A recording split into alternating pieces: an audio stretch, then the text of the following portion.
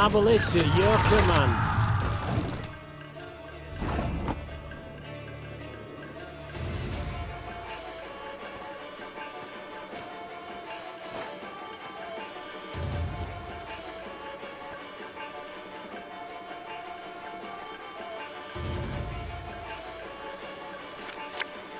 The morrow shall bring a better day.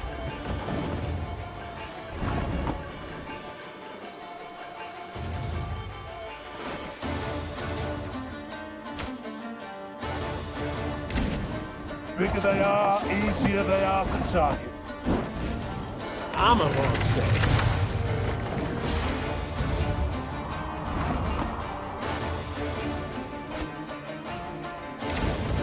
Thing about slings, they hide well.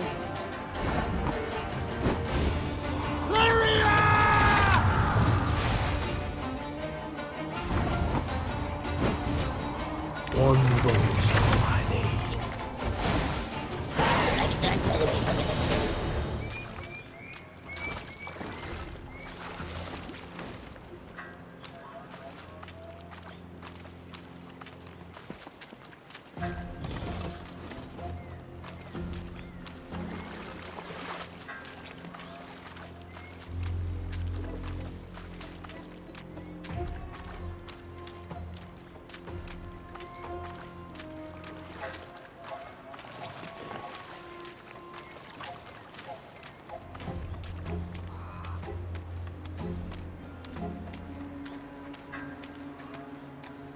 No, you've a good heart, my lady.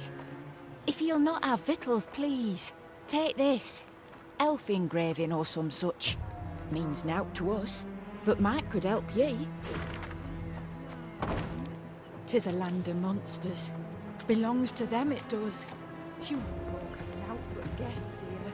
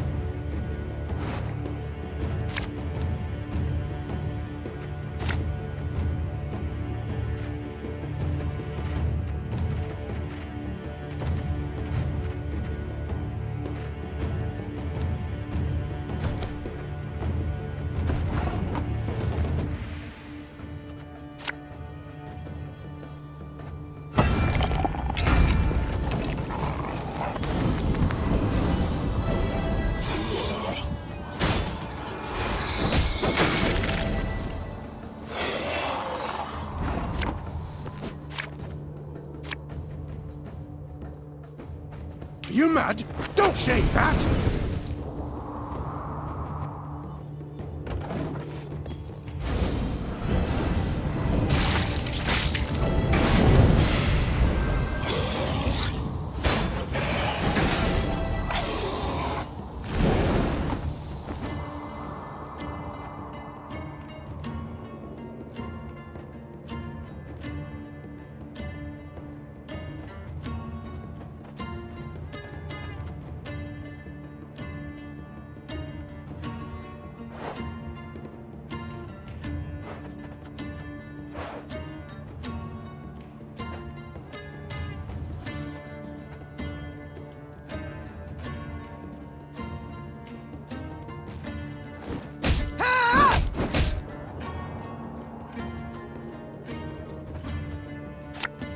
I'll fight to my last breath.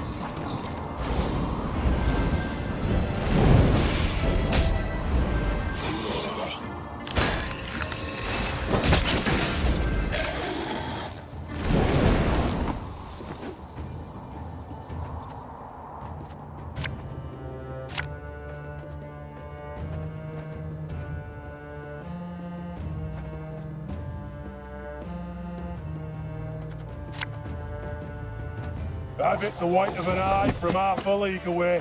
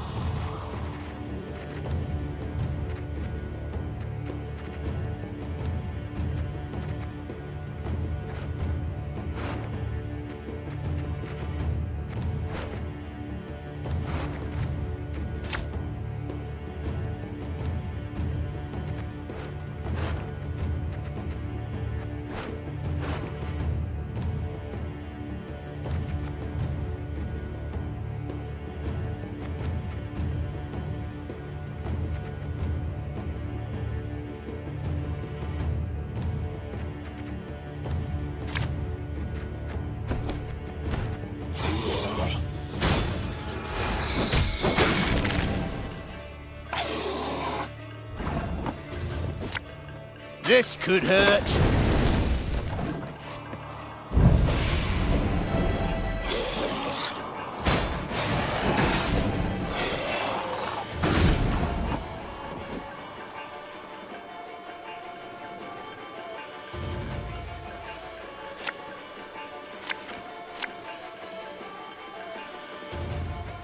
Coin never stinks, no matter how rank the pouch.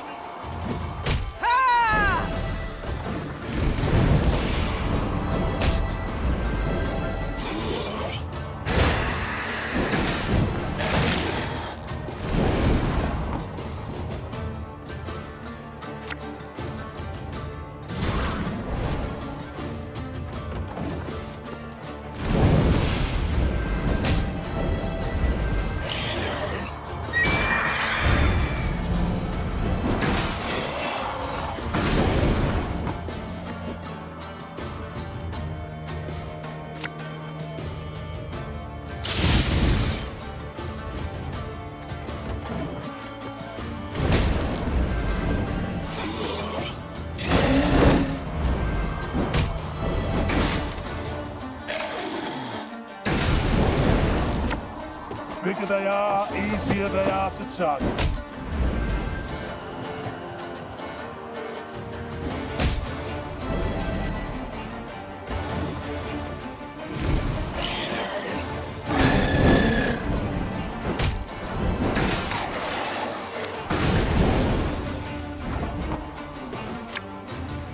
Thing about slings, they hide well.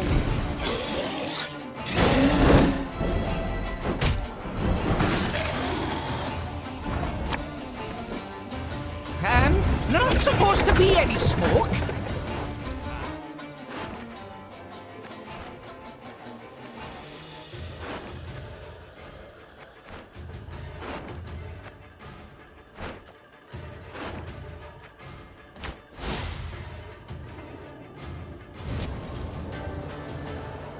Got a death wish?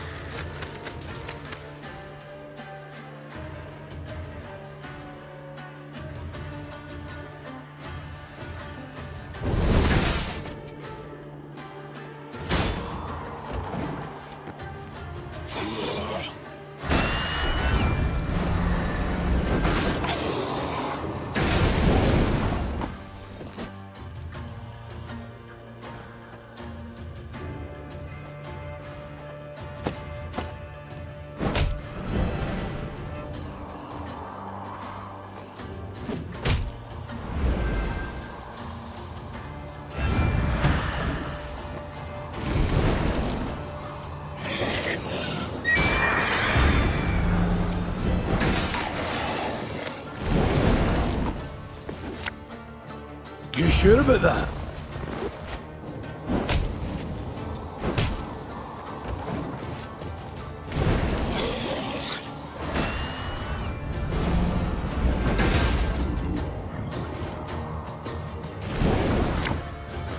Make love, not war. A knight should help. Our codex commands it.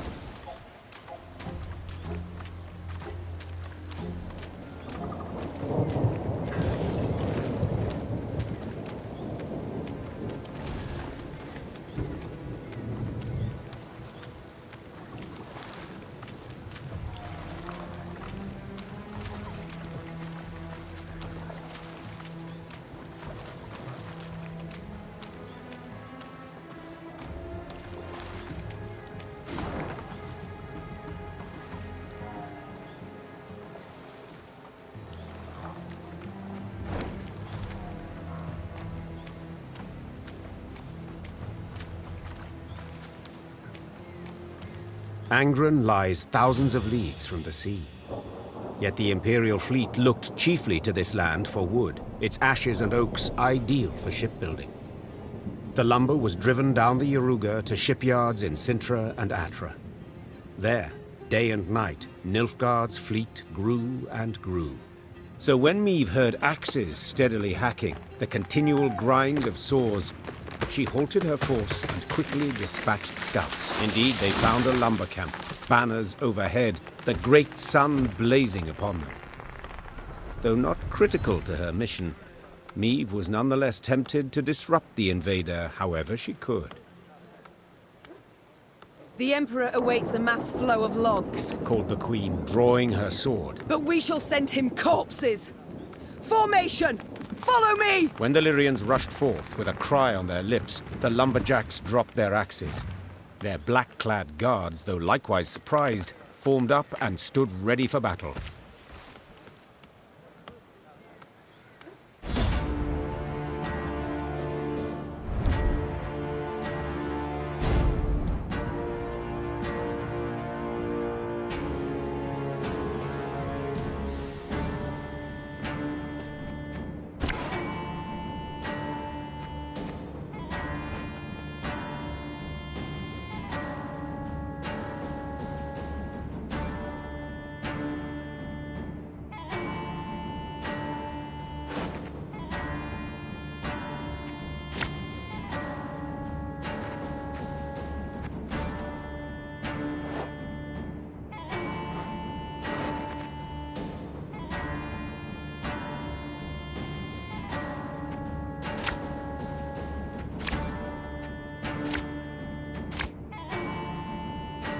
Larvan! Essaytu Navin! Lyrian!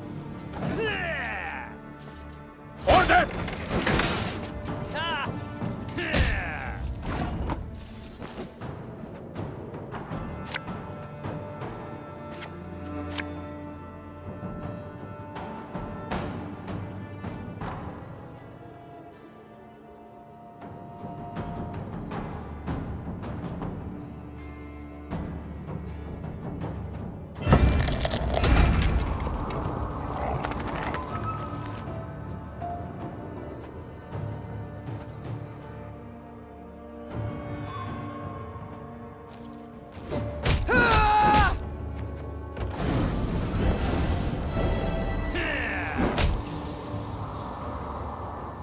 life is mine now.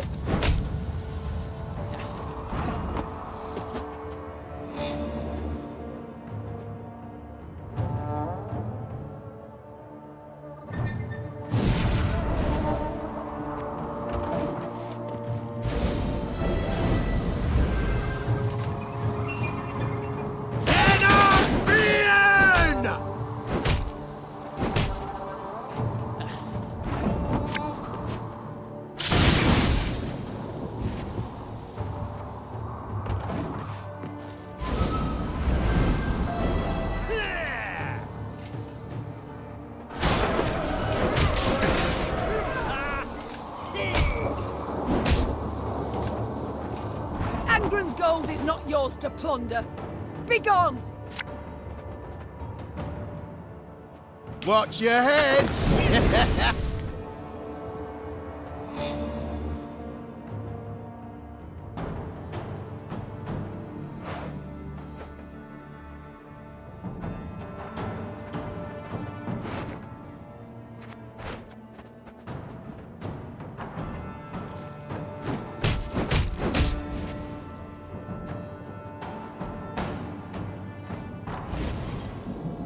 What you looking at?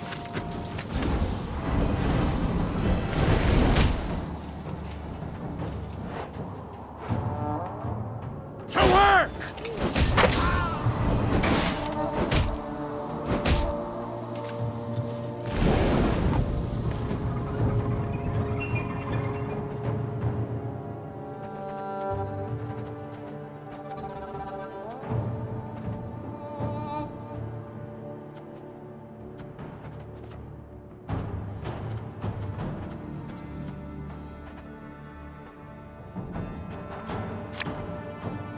Ever have a stone knock out one of your teeth?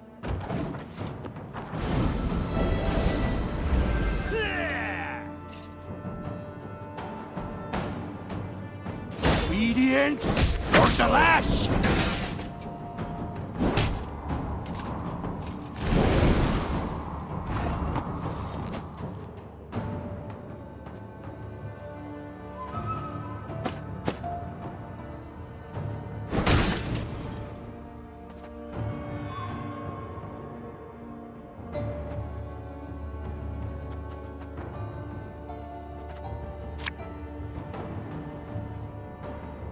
I think you'll really like this one.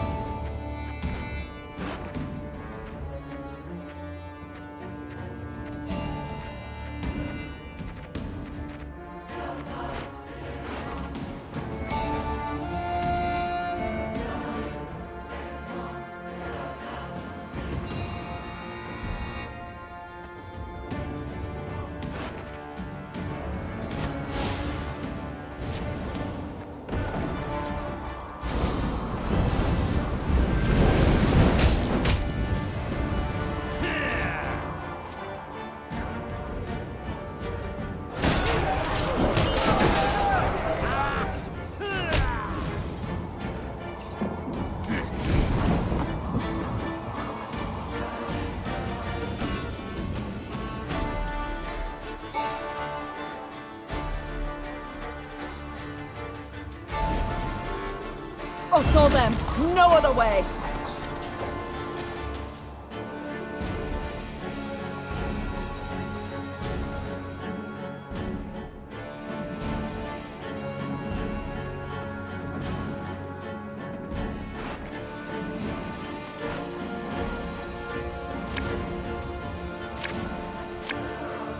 Have it the white of an eye from half a league away.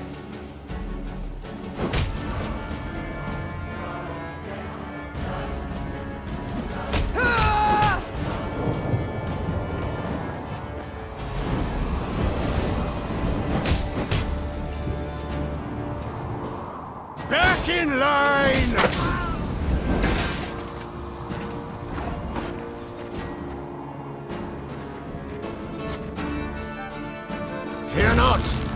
shall achieve our goal.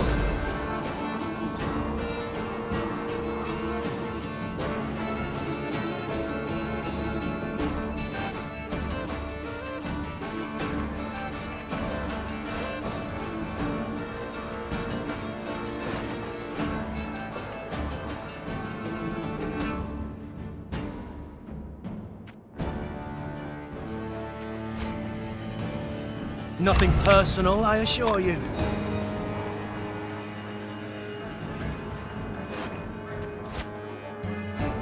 Bigger they are, easier they are to tag.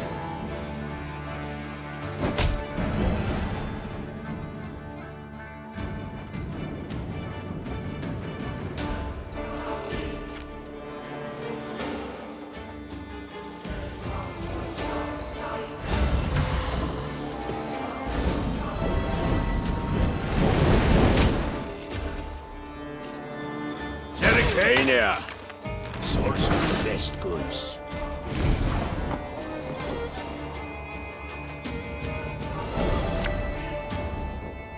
Her Majesty knows what she's doing.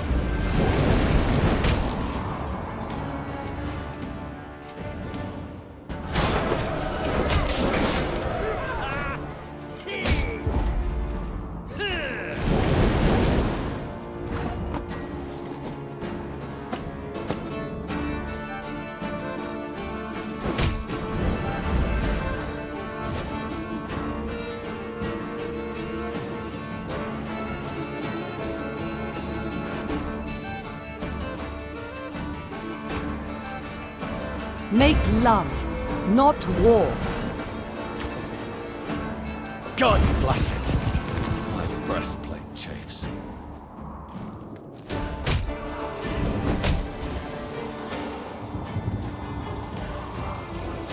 Feel any burning? See a local healer or wise woman.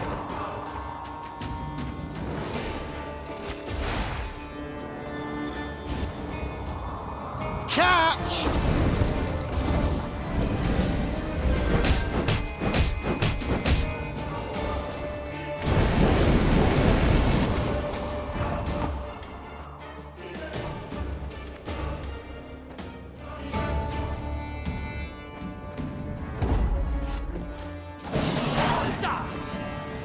Nilfgaard's ranks folded. Soldiers fled in fright, stumbling over felled trees and corpses.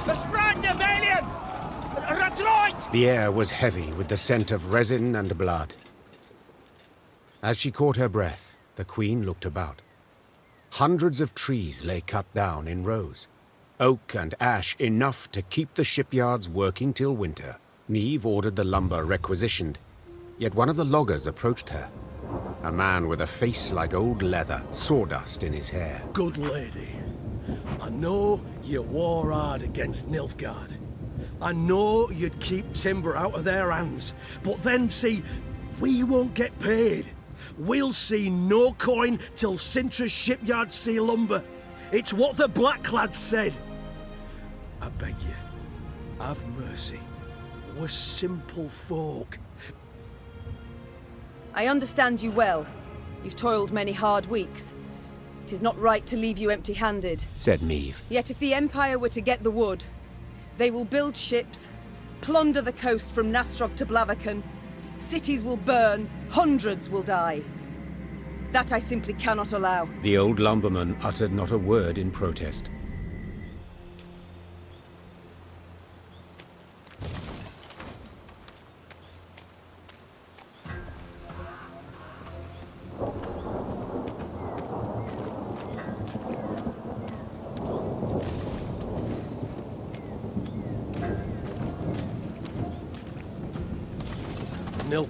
Nilfgaardian or Nordling. From blisters on me hands from all this work. Weren't enough the corns on me feet, ye gods.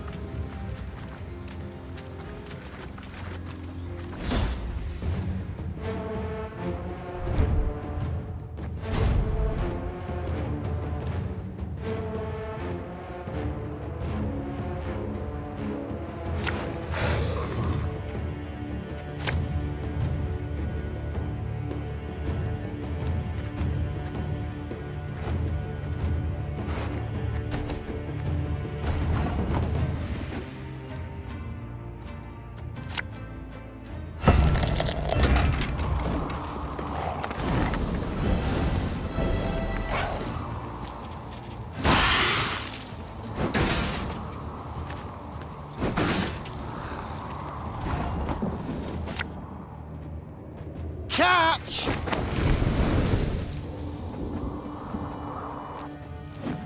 Ah!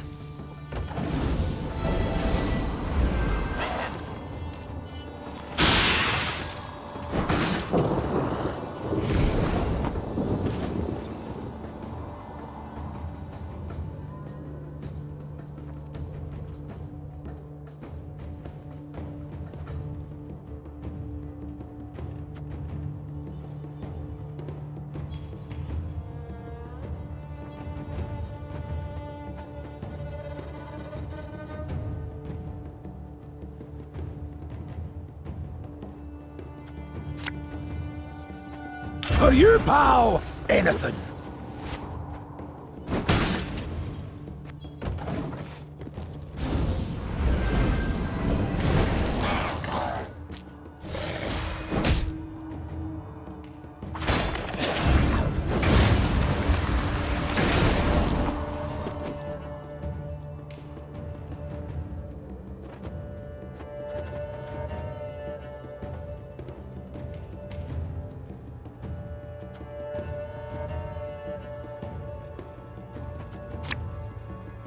You'll never take me alive!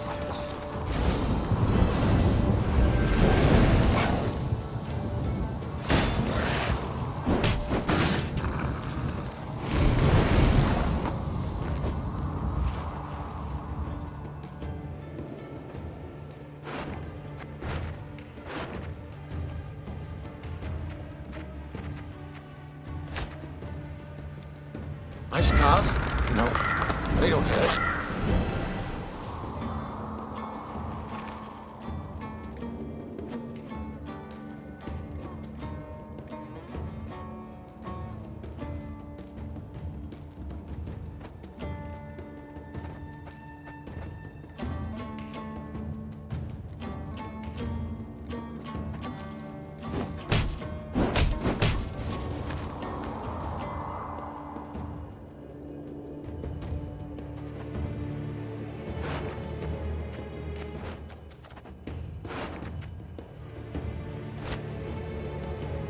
Bigger they are, easier they are to target.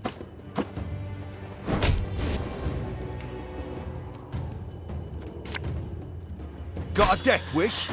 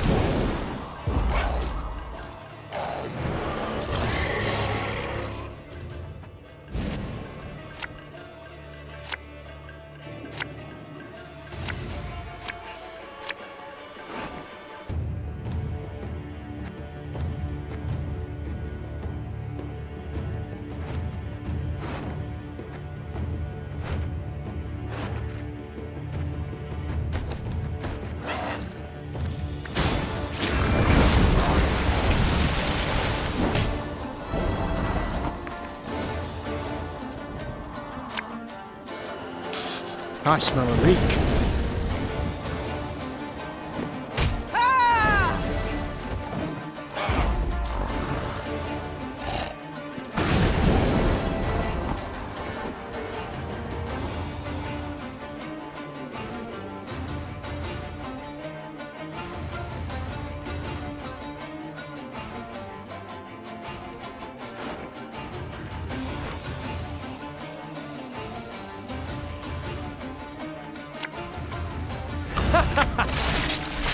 Wait, you're serious?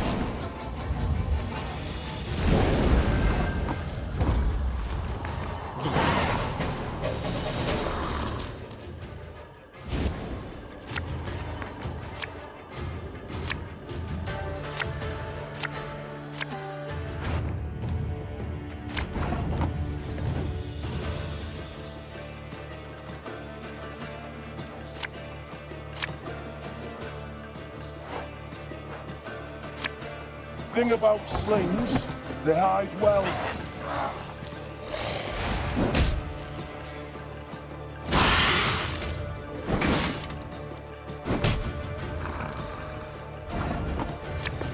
Hey?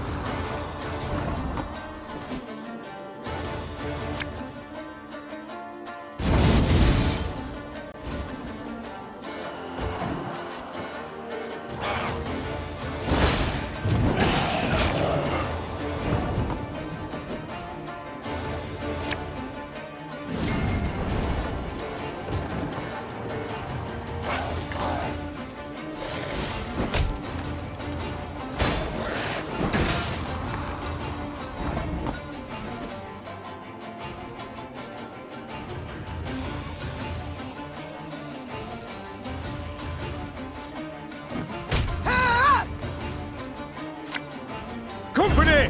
Forward march!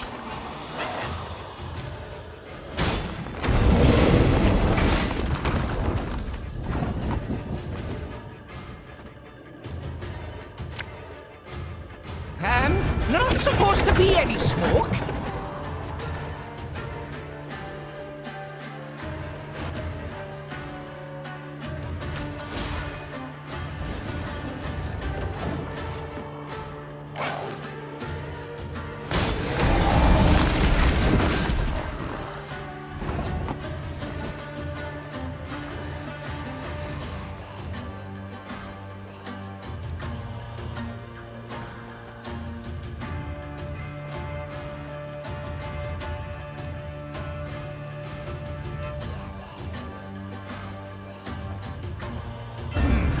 What? Oh, yes, I'm on it.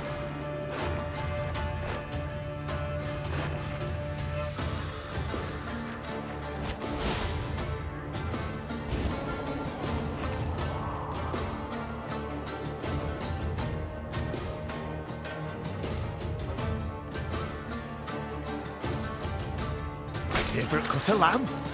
The shank.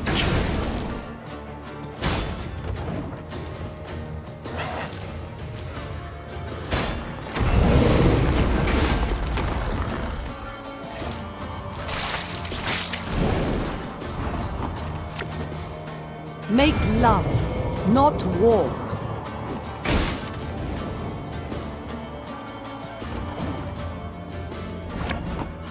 A knight should help. Our codex commands it.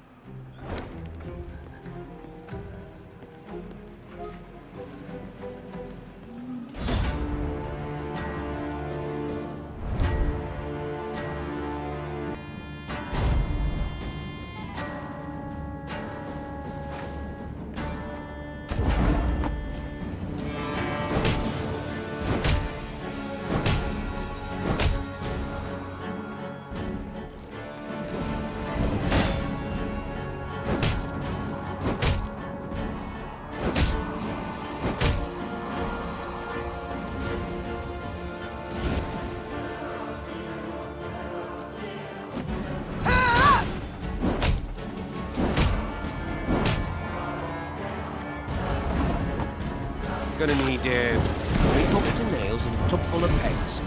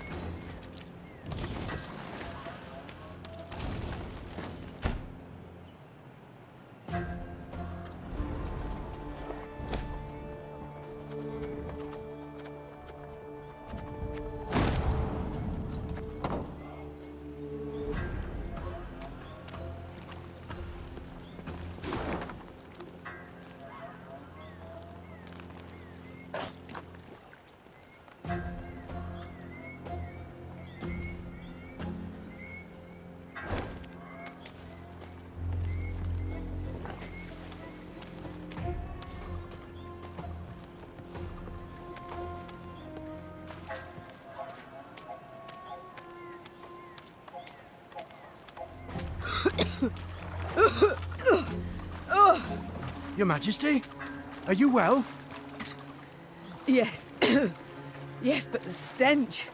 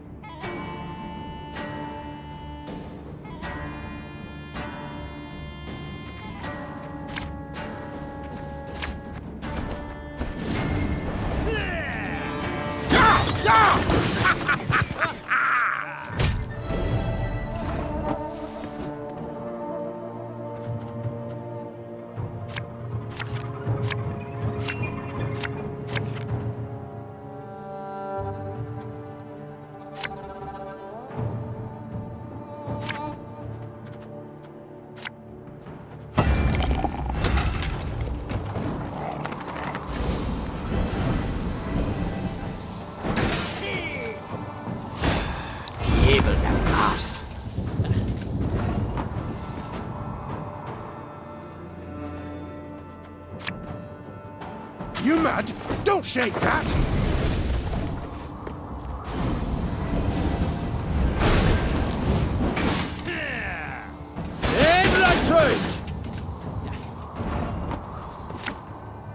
Ever have a stone knock out one of your teeth?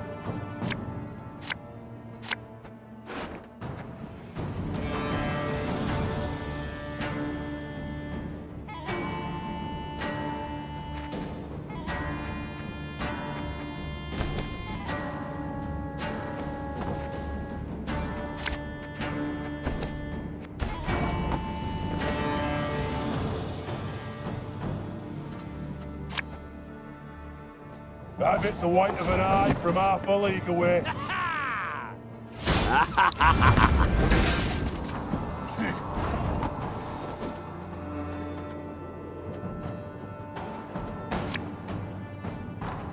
I'll fight to my last breath.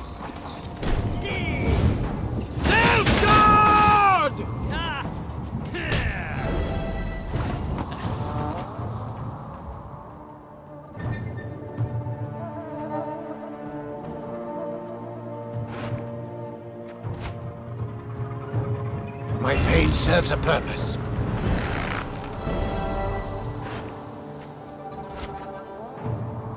This could hurt.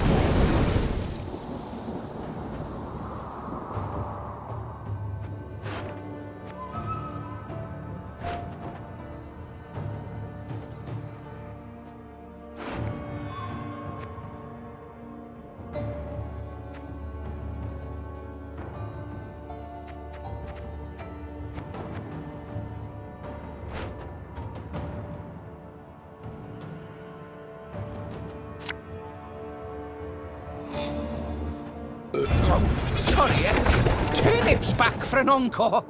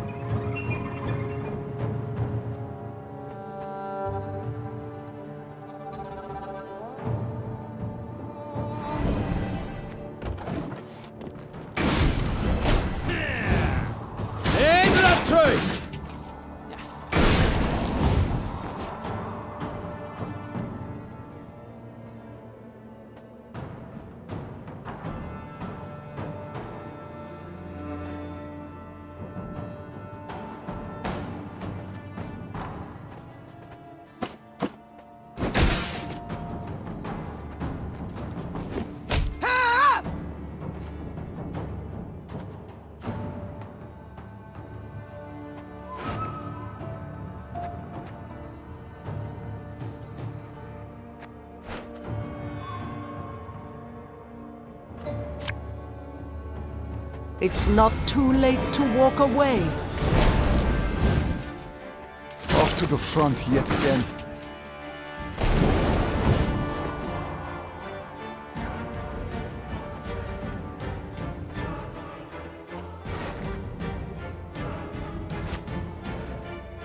bigger they are, easier they are to target.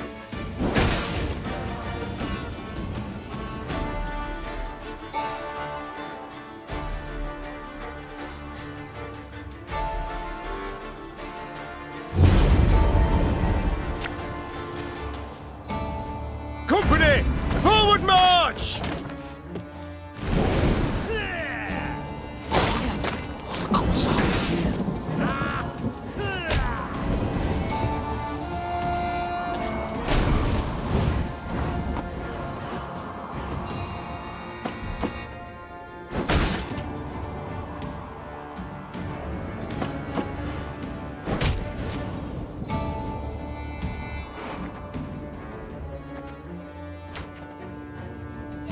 Have her done in a jiffy.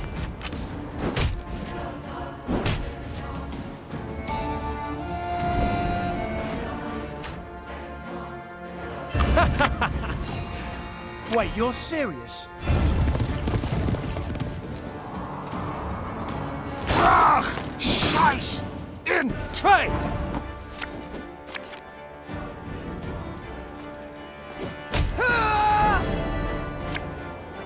Looking to dance, mate? Off to the front yet again.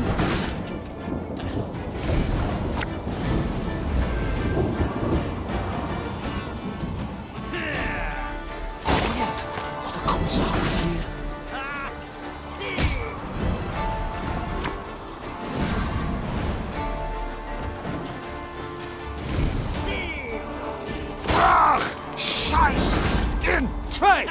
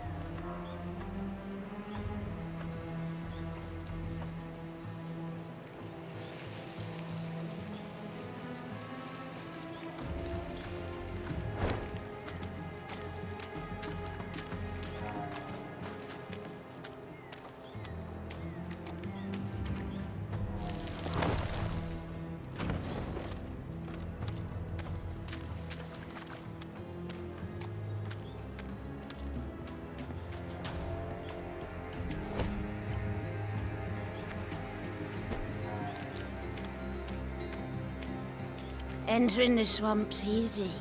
Trouble's getting out. Entering the swamp. Entering.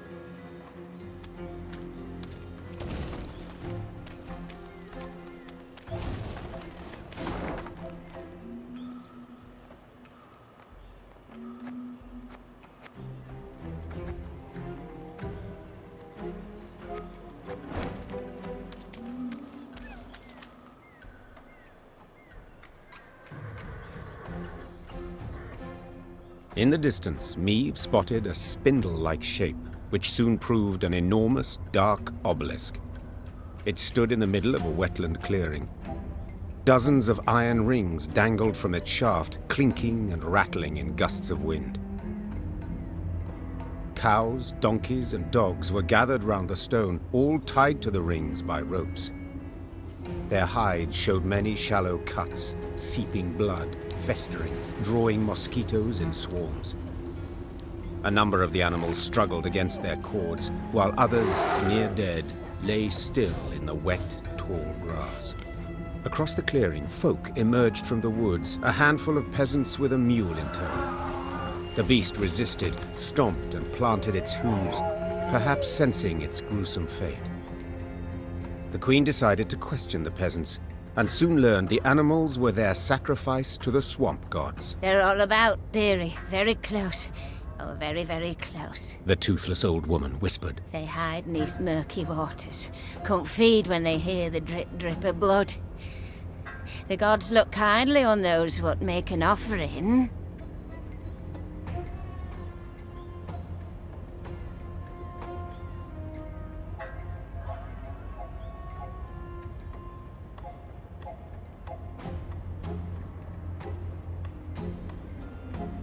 I know nothing of your gods, began the queen, her nose crinkled in disgust. but any that demand such grisly tribute are not at all worthy of reverence.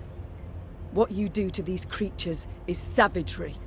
Savagery I can't allow. Run us off, you can. Replied the old shrew. But soon as you're gone, we'll come back. As ever, we'll come back. This I know. So I must take care to leave you naught to come back to. Over the peasants' howls and pleas, Meve ordered the obelisk brought down. Her soldiers gripped the ropes that hung from it and toppled the shaft. As it hit the ground, it shattered into many smaller pieces. You say you know nought of our gods? The old woman's eyes narrowed, her voice grew darker still. Well, don't you worry your head, sweetie. You'll meet him soon enough. They'll tangle you apart. Sow a pox among you, drive you to madness. Every last one. I curse you, all of you, in Kurnakora's name. Undisturbed by the Harridan's screamed threats, Meve rode on. But her men whispered long of the curse. It weighed on their minds, poisoned their hearts. Each misstep, misfortune, they saw as punishment for their sacrilege.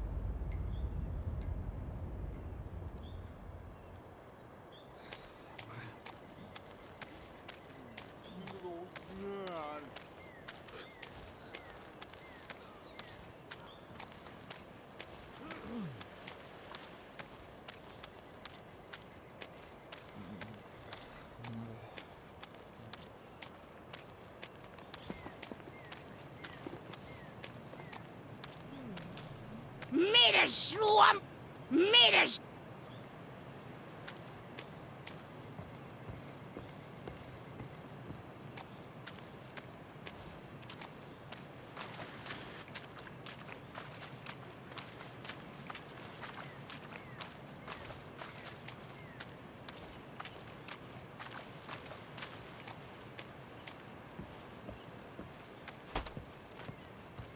In Angren, all decomposes, be it dead or very much alive. Rot blights trees, seeping sores torment beasts, and the whole swamp emits the acrid, stifling stench of decay. So when, in the swamp's distant corner, the Lyrians caught whiffs of smoke and roasted meat, they stopped dead in their tracks. The scouts followed their noses to a clearing framed by a palisade. Through the gaps in the posts, they spotted a small fort. Any banners upon it? Whose do you see? Asked the queen. There aren't none, your grace. Not one golden sun, not one silver lily. Meve gave the gate a few solid knocks with her shield. Moments later, a dozen armed men appeared atop the rampart. The one who led them wore a beard. Who are you? Why are you here? I'm Meve, Queen of Lyria and Rivia. At war with Nilfgaard, I ventured into these swamps. Is there a war on? Hey, that's news. Certainly, but little concern to me. The name's Gimpy Gerwin and I rule these lands. Is that so? As conferred upon you by whom? By me! Angren's a good bit larger than folk think. And no dukes or emperor's fingers stand to reach its every corner. Thus I just up and took this particular nook. Made it mine. So let's parley, Meve. One ruler to another. At the risk of being blunt, I don't care who wins this war. But I want to be in good standing with whoever does. So, I offer you a fire at which to warm your limbs. Also, a place at my table and beds for you to rest. On condition, you pledge to me one very small thing. To respect the sacred laws of hospitality. So be it. I do solemnly swear before the gods and my ancestors that we shall honor all the laws of hospitality. Then you're most welcome inside. The fort was simple, built of logs, covered with thatch. Oh, but inside, it was warm, dry. Hot, steaming dishes were piled upon platters, the tables beneath them bent from their weight. Smiles appeared on her soldiers' drained faces, and Maeve's spirits were lifted at last. Gerwin proved a cordial host, and eagerly shared both food and tales. He'd led a mercenary band, and they'd stumbled into Angren, discovered a land unclaimed by any feudal lord. He'd erected the fort, then united the surrounding villages under his very own rule. The folk here are savage, defiant, he said, sipping wine. I keep them on a tight lead for their own good. Elsewise they'd slit your throat first chance they got. Late that night, Maeve went to see if her mare had been dressed. In the stable, she happened on a farmhand. Recognizing the Queen, the man fell to his knees and averted his eyes. Maeve noticed a strange object dangling from a rope around his neck. A human hand half-rotted to the bone. What? What is that? Me wife's hand, Your Grace, stammered the peasant. Lord Gerwin caught her sneaking some grub. Scraps, really. Took her and told me to wear it, so I'd remember what happens when... Maeve left the stable without uttering another word. She went straight to the servants' barracks. In the pale glow of her torch, she looked over the peasants.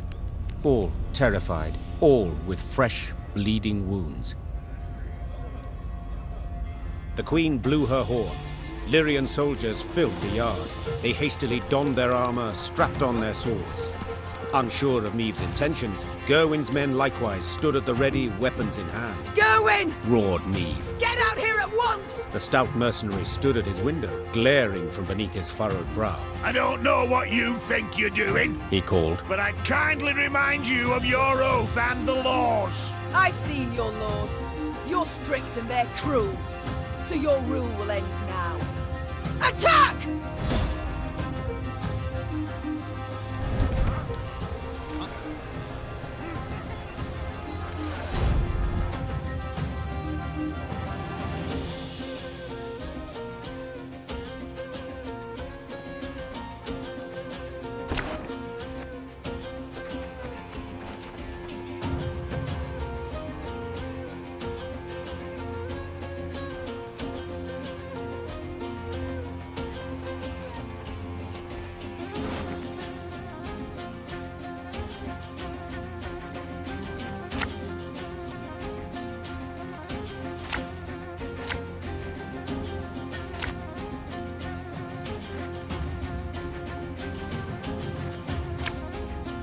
I didn't think a queen would so easily break her word.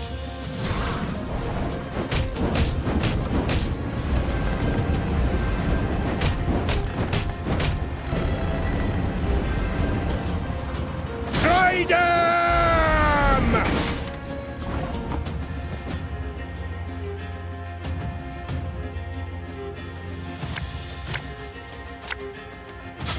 I smell a leak.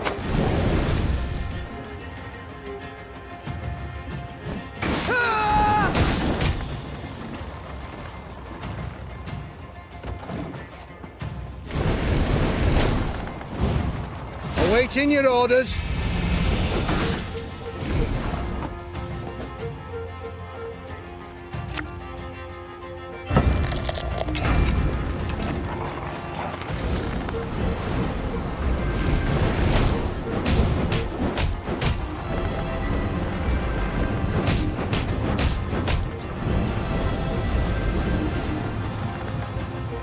To arms!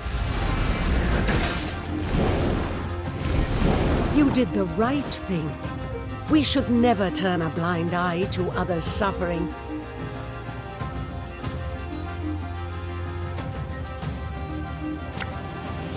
Bigger they are, easier they are to target.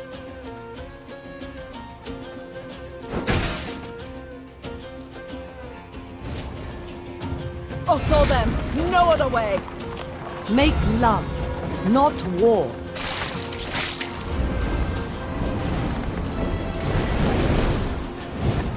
Try them! Getting to work.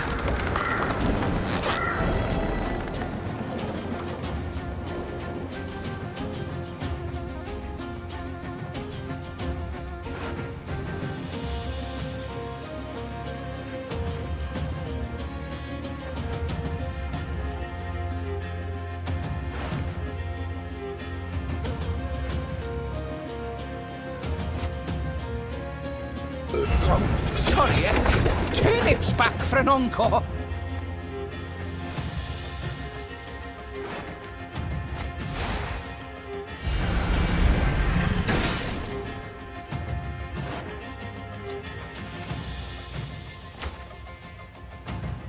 Thing about slings, they hide well.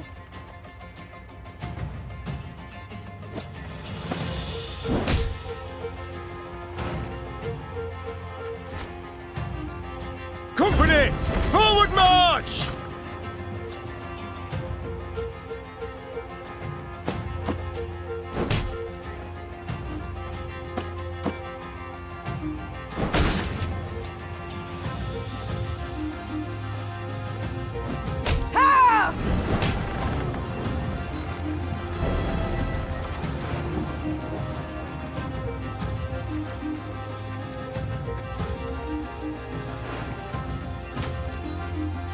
Looking to dance, mate?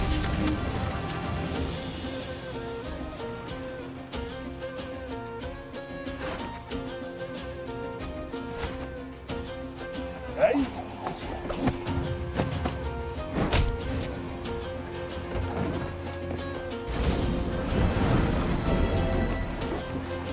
Sod it. Sod it all.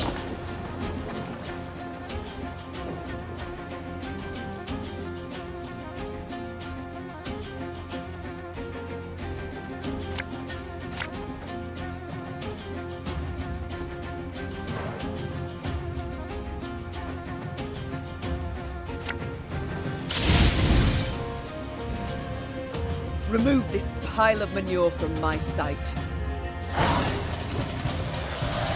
Lame as he was, Gerwin had been a mercenary. He fought hard, he fought well, yet still proved no match for Maeve.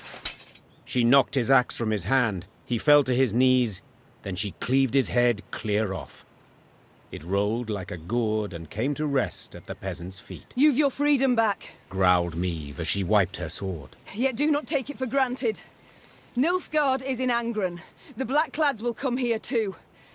As long as the golden sun flies over the marsh, you must hide in the woods. Maeve's force left the fort before dawn. She rode at the fore, lips pursed, jaw clenched. A stain on her honor. She'd broken her word. Apart from all else, it stung on the inside.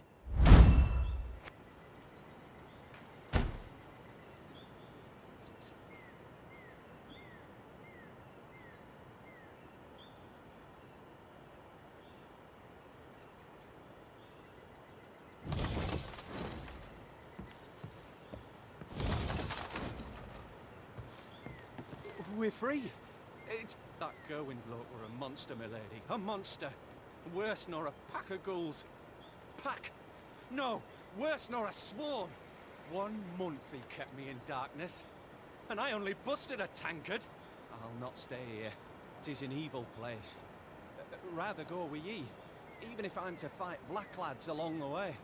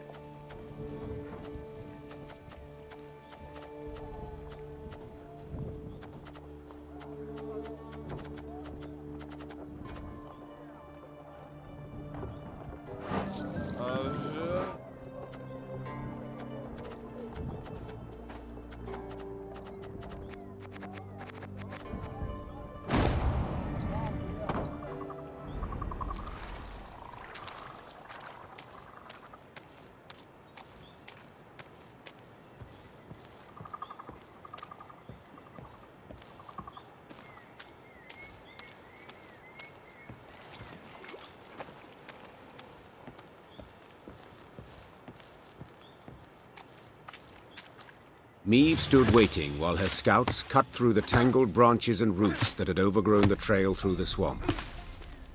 Suddenly, a soldier doubled over and began to retch blood. The same symptoms soon afflicted others in her ranks. A potent poison, was the medic's verdict. It seemed all those who'd fallen ill had shared a tent. One night, they'd chattered about an obelisk they'd destroyed and the group of incensed peasants who'd cursed them for it. Fearing for their lives, the footman had gone to a local herbalist. She'd brewed them a potion to ward off black magic. Alas, the concoction had proved poisonous, while the herbalist had vanished without a trace. Happily, Isbel concocted an antidote in time to deliver the soldiers from a certain and agonizing death. The mage explained their misfortune had not issued from a dark, corrupt force, but from simple human wickedness. Her calming voice and gentle smile lifted the soldiers' spirits. Trusting in her care, they soon wholly forgot the so-called curse.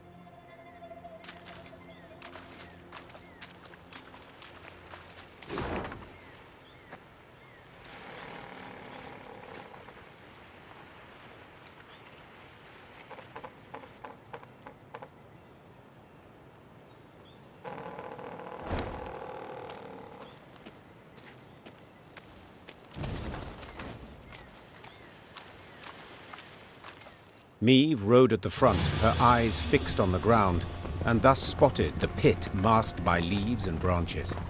She tugged hard on her reins and steered her mount to the side. Alas, the cavalryman behind her did not follow her lead. Leaves rustled, boughs snapped, and the horseman crashed to the pit's bottom, snapping his neck. Moments later, it was clear who'd set the trap when the forest came alive and a cry rang out.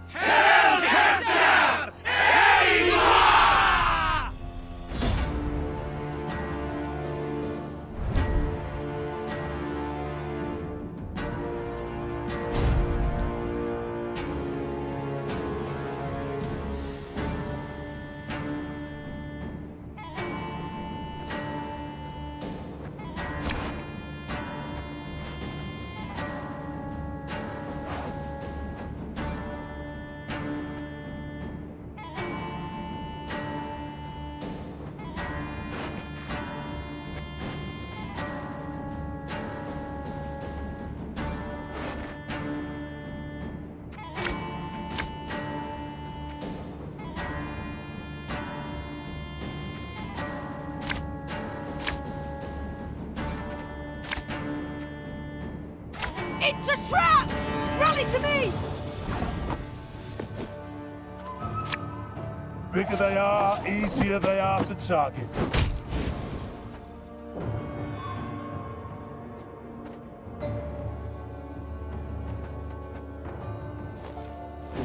Ha! Wise choice.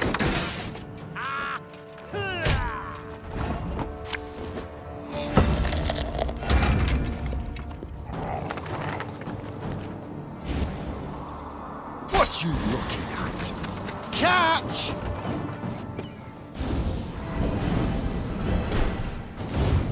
Alba!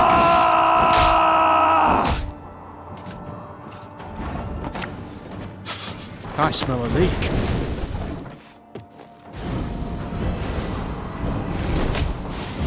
Is that why? Order!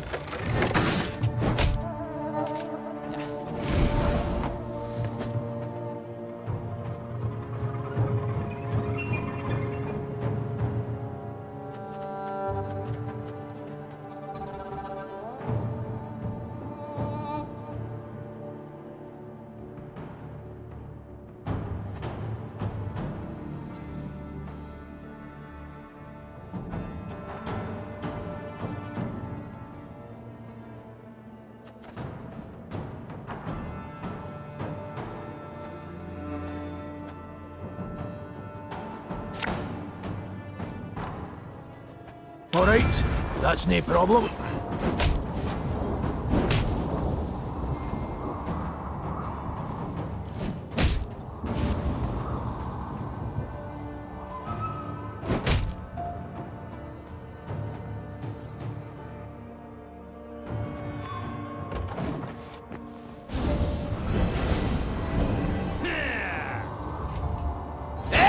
di gloire!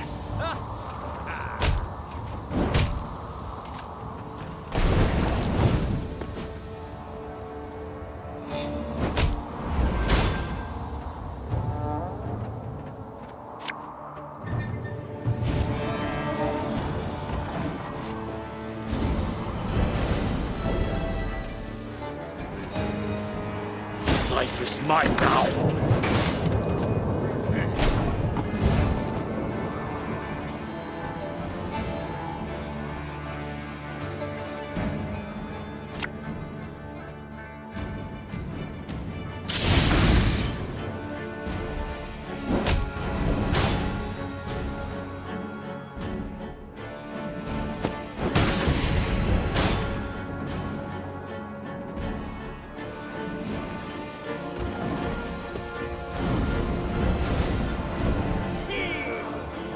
Hörter.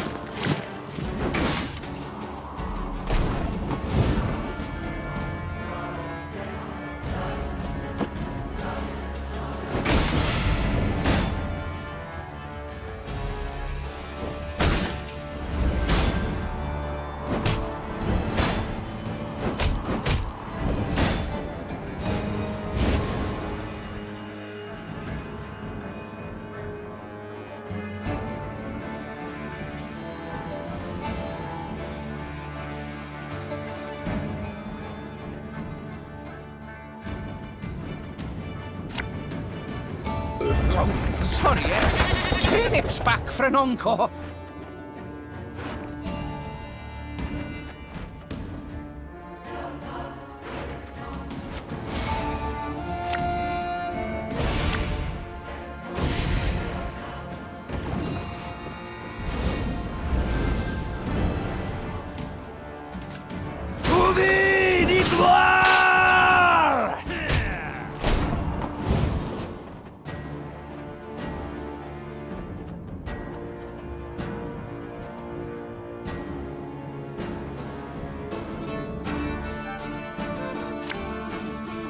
Her Majesty is exceptional.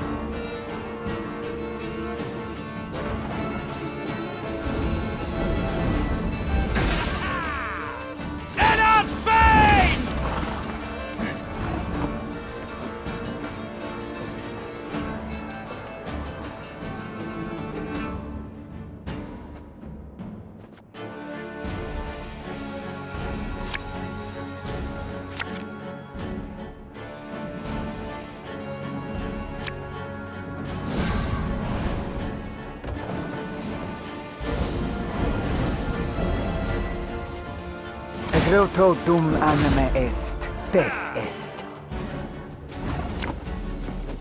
I'd hoped we could solve this some other way.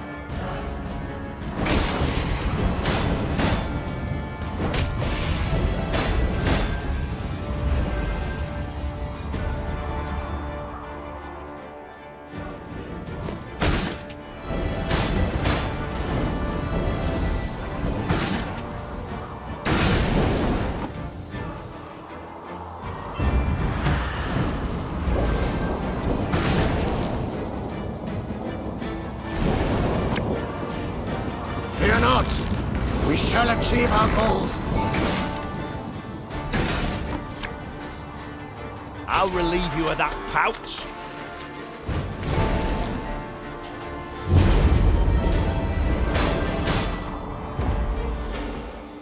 Retreat! Fall back!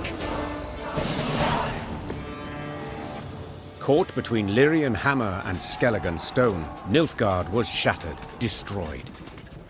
The victors now stood eyeing each other. These islanders were not like those Meve had met before. They wore no armor and carried no shields. At their fore stood a man as stout as an ox and bald as an ancient ghoul. His men called him Arnulf, the Patricide. I thank you for your aid, Arnulf, said Meve, extending a hand. Aid, she says. Aid? Do you hear that, mates? The Skelligers exchanged glances, then erupted in roaring laughter. Not here to help yous, not at all. We're after killing. Join me and you shall have your fill. Join nuisance? Just who the hell are you? Meve. Queen of Rivia and Lyria. Maeve! Arnulf said, his tone sobering. I know the name. Lippy Goodman called ye bold, praised your courage to the high heaven. So be it. We'll follow ye into fire, wench. Just let us taste of blood. Grant us a death worthy of heroes. Maeve couldn't help but smile, then nodded to accept. The Lyrians stepped aside as tattooed warriors joined their ranks.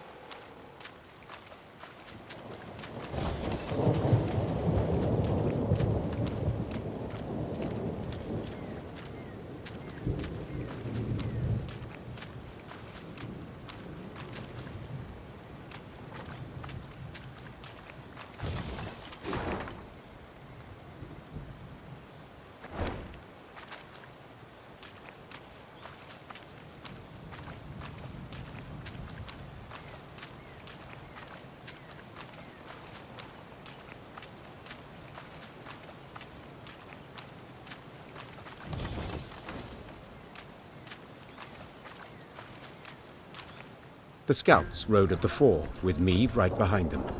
Their task, to find safe passage for the rest of the force. One among them probed for the quagmire's depth, a pole of 5 ells in hand. Suddenly, all heard a loud clang.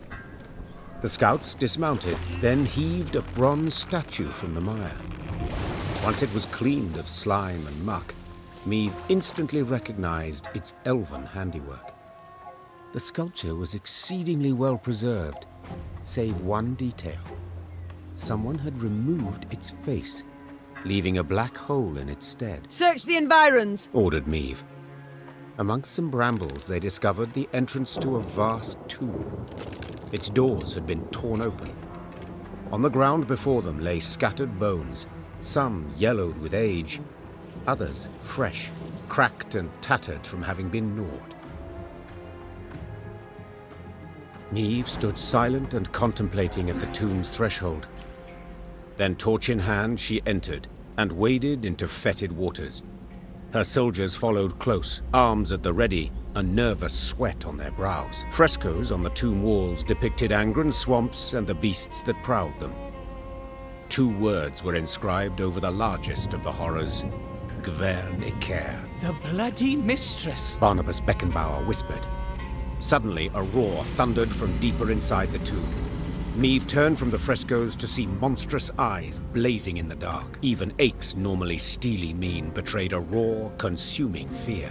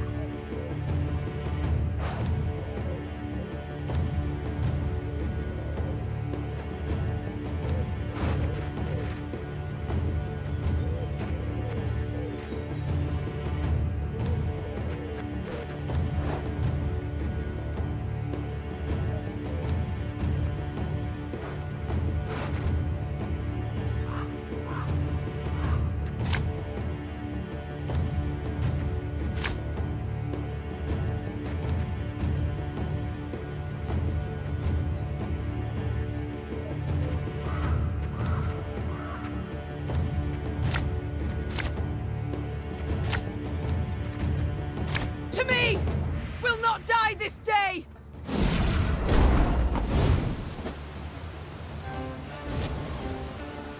This could hurt. Her Majesty is exceptional.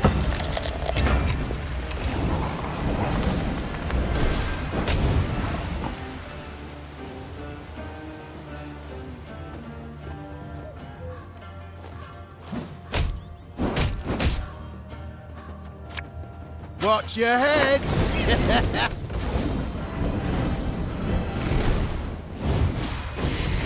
It's so dark and wet. Why is it everywhere we go it's dark and wet?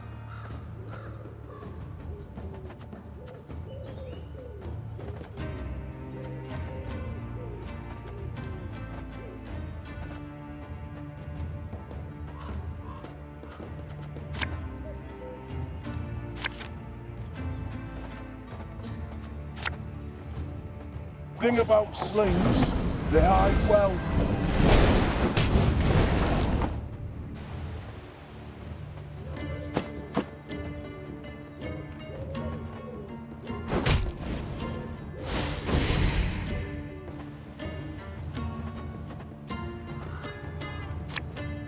Hey?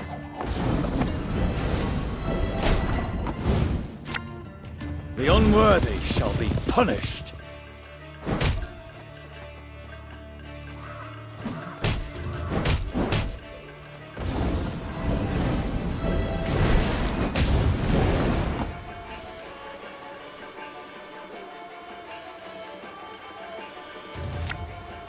All right, that's no problem.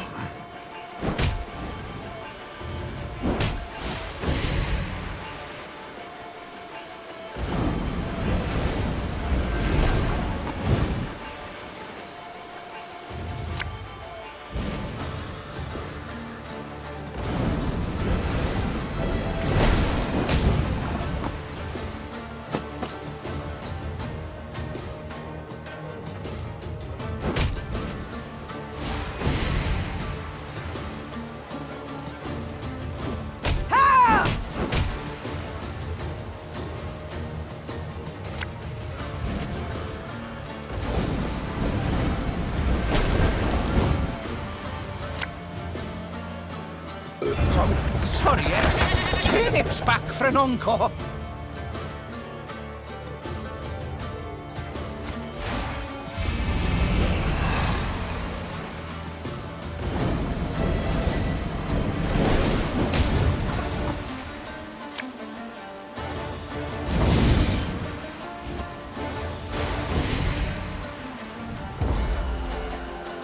I think that's the last of them.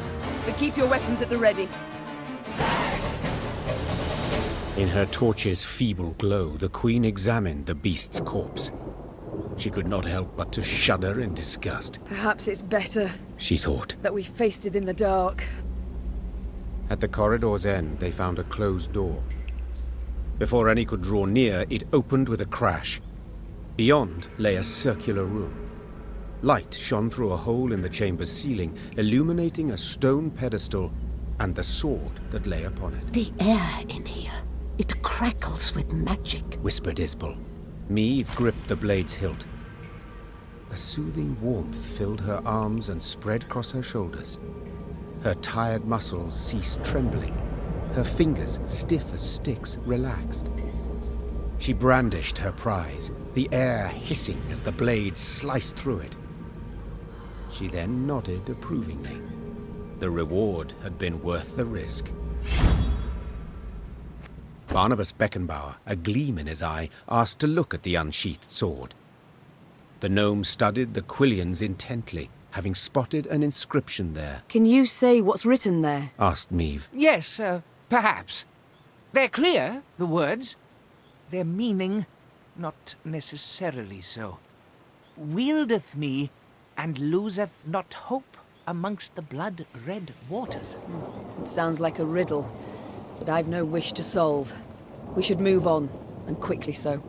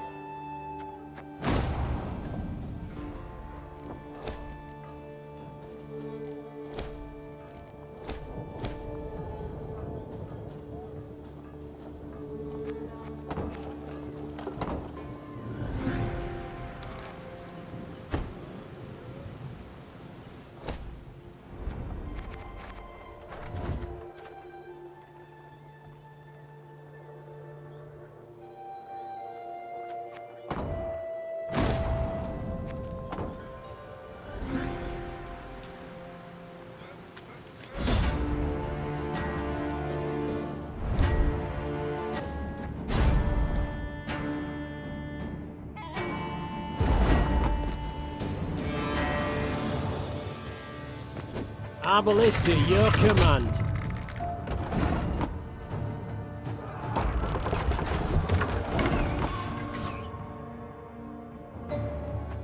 Armor won't serve.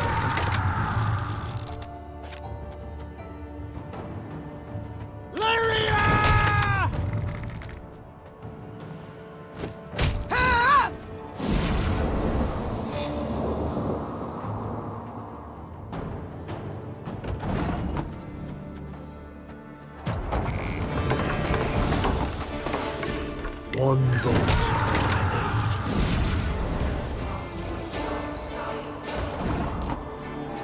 Give me a time.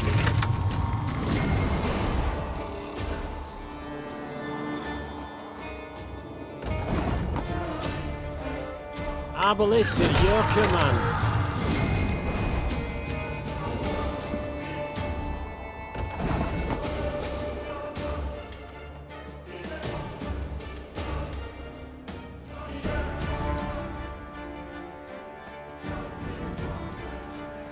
Armor won't serve.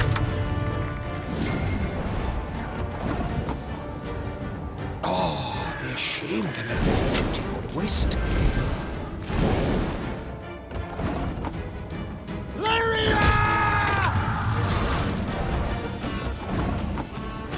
One bolt's all I need.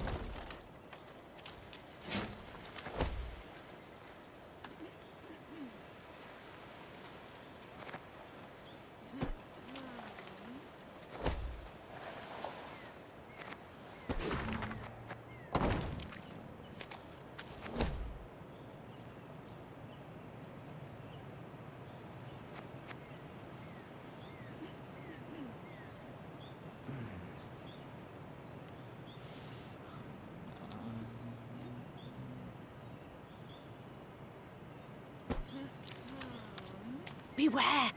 Ugh, we're only winter here. Swamp'd freeze over. Kill the skeeters dead. Milady, you've a tick behind your ear. Looks he's about to burst.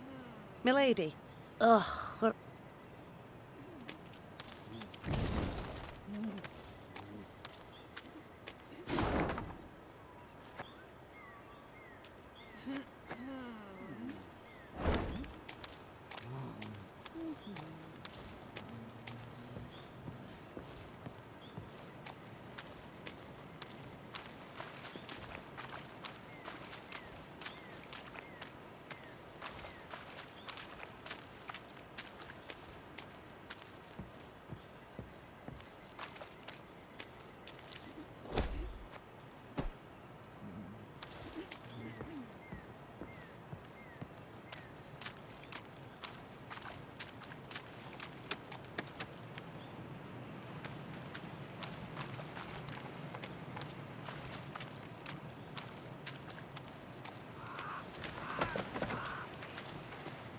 Your Grace, the charts say we near Tusley.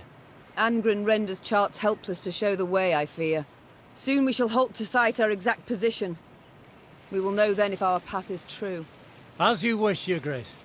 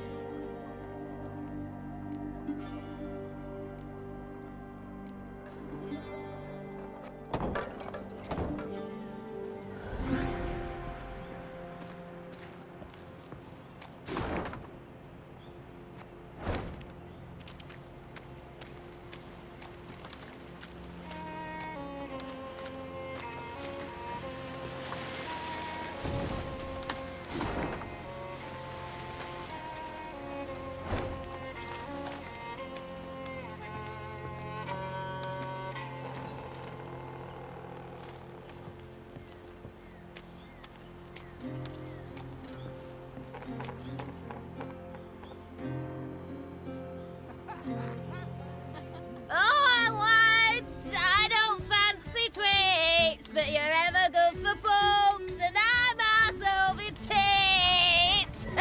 Meave and the horseman beside her exchanged a perplexed glance.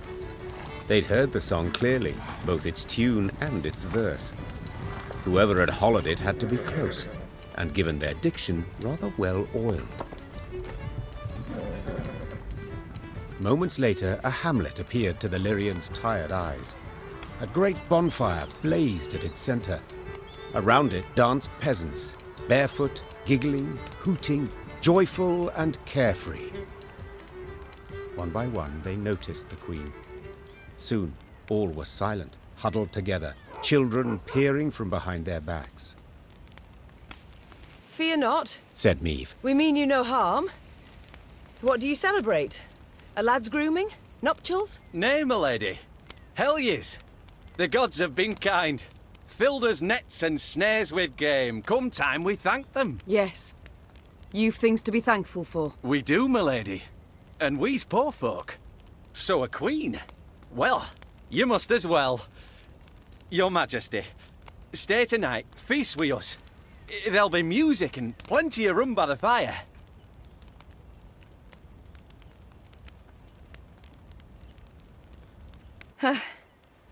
Why not? Began Meave, daintily dismounting. We all deserve some respite, I suppose. The Lyrians needed no convincing. With astonishing haste, they removed mail and helmets, then eagerly joined in the feting and dance. Amidst the trilling of flutes, fifes, and fiddles, all those gathered revelled until dawn. They could rest at last, forget about Nilfgaard and the many beasts that prowled among the reeds. They'd long remember that night. The carefree laughter, peasant maids whirling in dance, the ale cold as a mountain spring, and the bread they crisped over the fire. One exchange in particular etched itself into the Queen's mind, an exchange she overheard. Not a little? Not even a teeny tiny bit? I'll say it again. It's not your concern. Of course it's not. Wouldn't be so damn curious if it were. So be it. Keep your silence. But those eyes like the summer sky, that hair like waves of grain. I see the way you gape. What do you two speak of? Your Majesty. Couldn't have answered that better myself. Who does Reynard gape at? Ha! The new ballista, what else? Ah, what a piece of work. Pure art, I say. Can't tear your eyes away for an instant. Haven't you two held enough from me already? Don't play me for a fool. What's this about? Meave, honestly, you do better to... It's a private matter, Your Grace. One of the heart, you might say. If you'd allow it, I'd rather not share the details of our conversation. All right. I'll leave you to discuss whatever men discuss. Consider me gone. Meave turned and walked back to the fire, sat down on an old stump. Ha! That was close. Shh! And the faintest of smiles crossed her lips. Meave expected the villagers to request recompense for their welcome. Yet the peasants made not the slightest mention of coin, and the queen was much moved by their kindness. Once again, those with the least had proved the most willing to share. The Lyrians did not assemble come the morn. The force marched off in the afternoon, unshaven, unbathed, dishevelled. Not normally one to overlook contempt for discipline, that day Meave understood even soldiers needed to let their guard down, at times.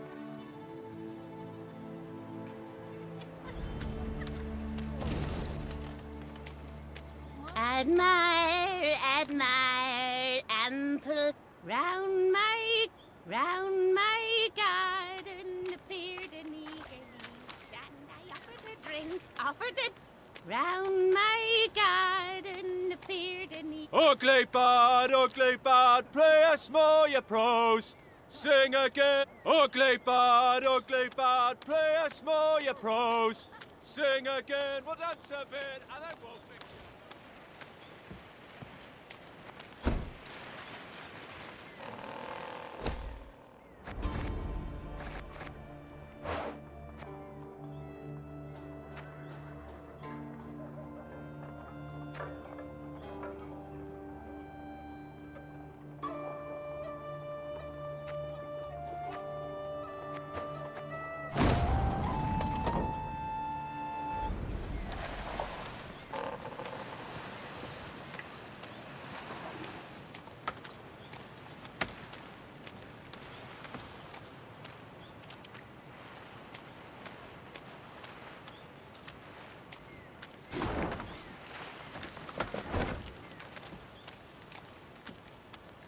Sensing a limp in her mount's gait, Meave ordered the column to halt. There was a thorn in her mare's hoof, burrowing deeper with every step. The horse whinnied and pulled her leg away, but Meave knew how to calm her. She stroked the mare's cheek, whispered slow words in her ear. She then extracted the thorn without difficulty.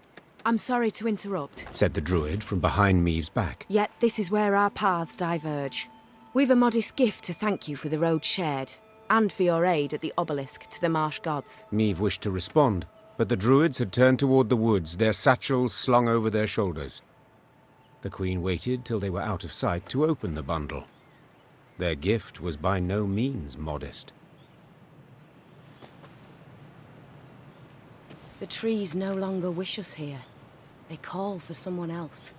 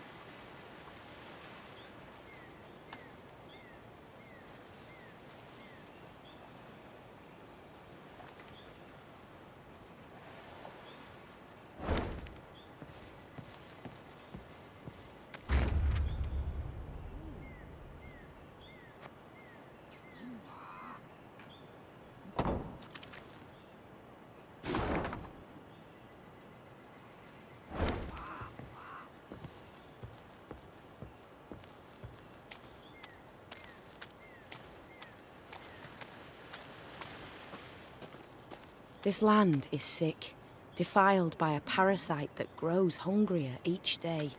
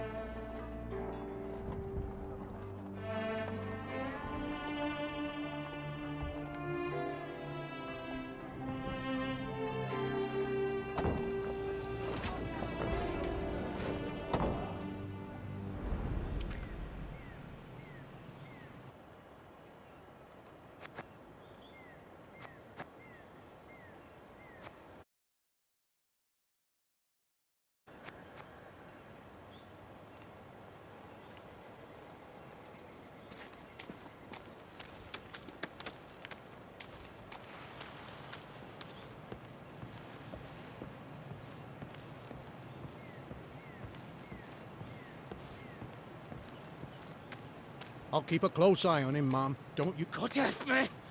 God F me, sir!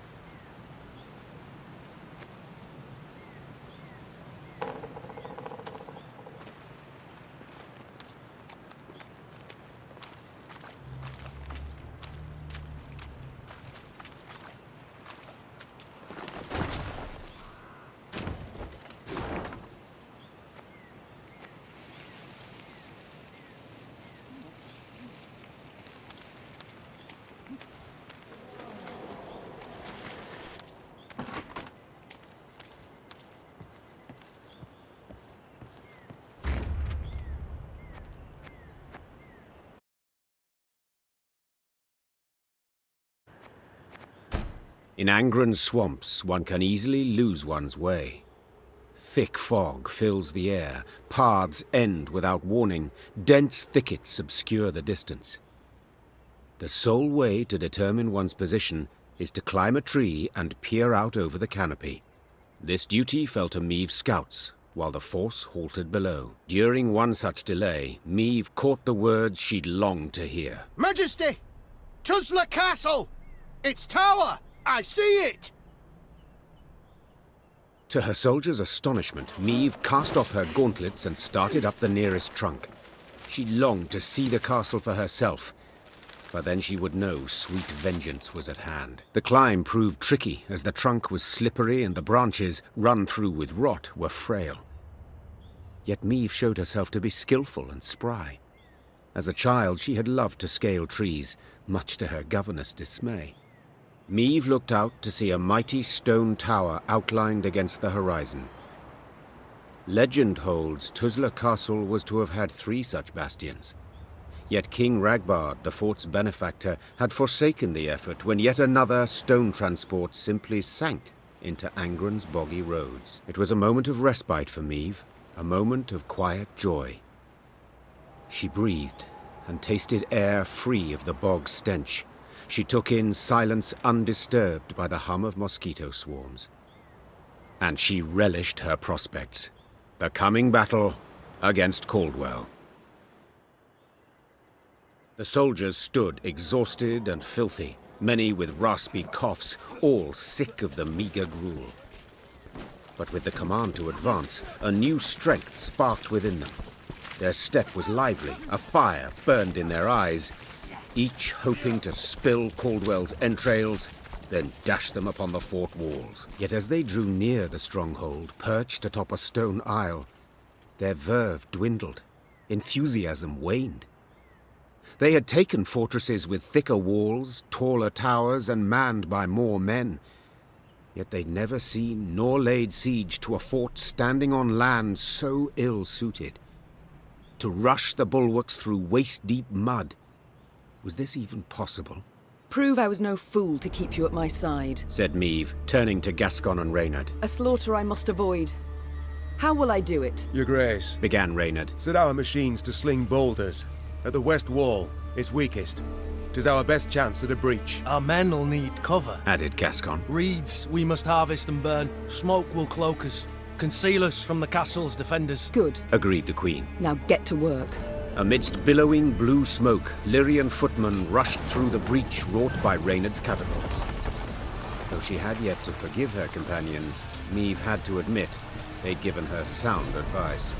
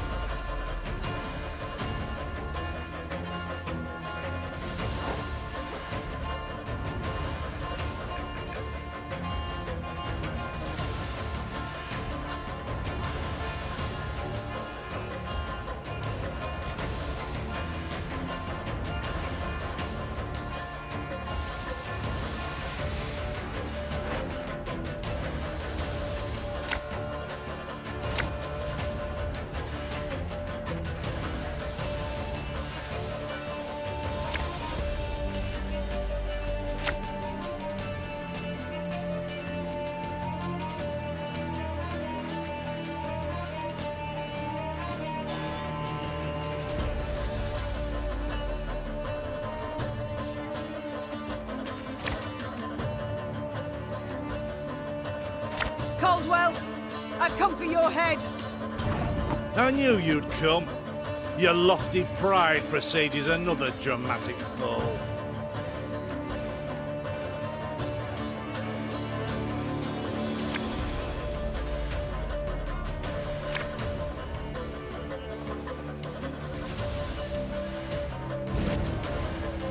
Enough chit-chat. Draw your weapon. Getting to work.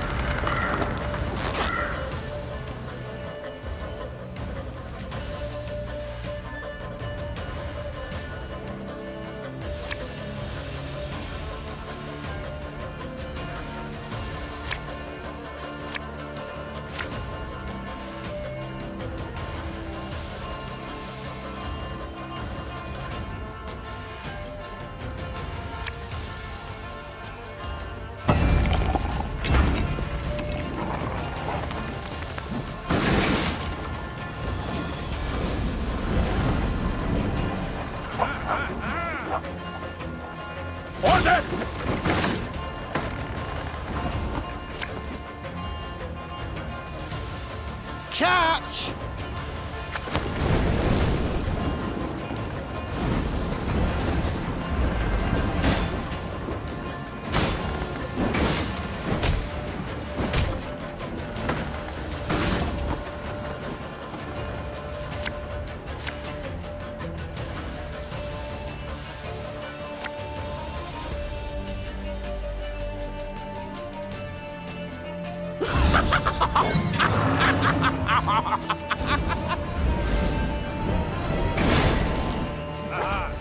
Life is mine now.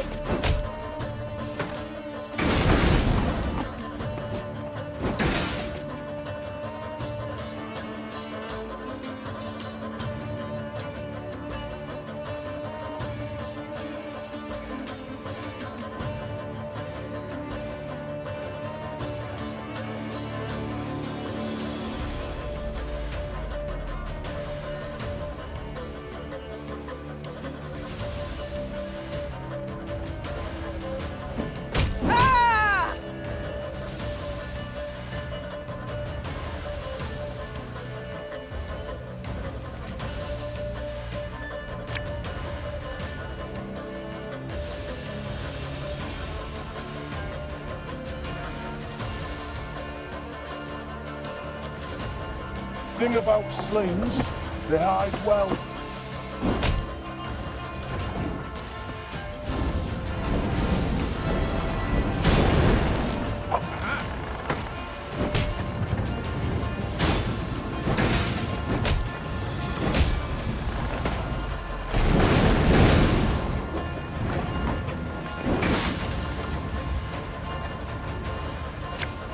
What you looking at?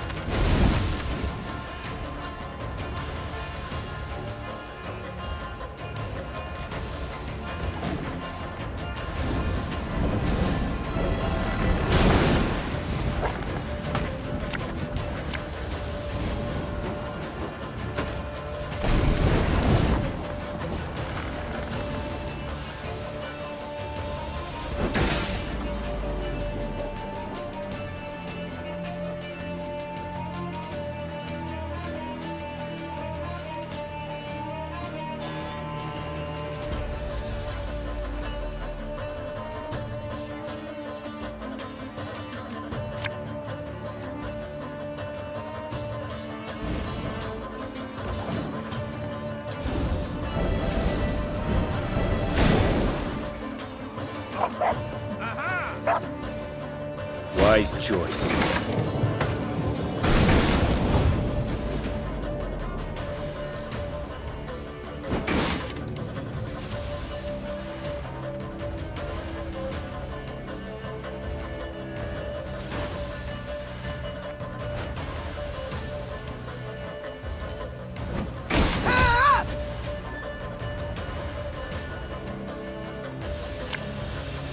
Hey?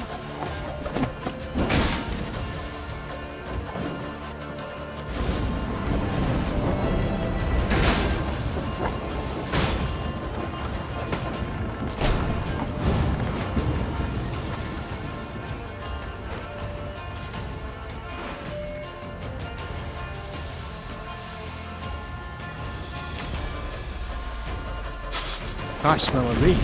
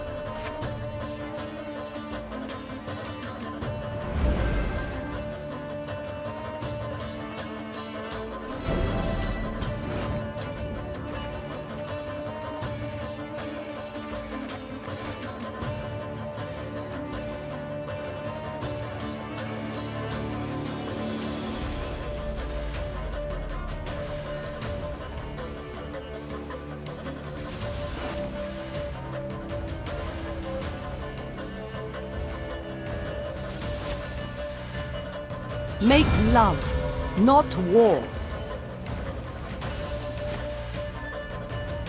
Prepare to fight, if you've any honor.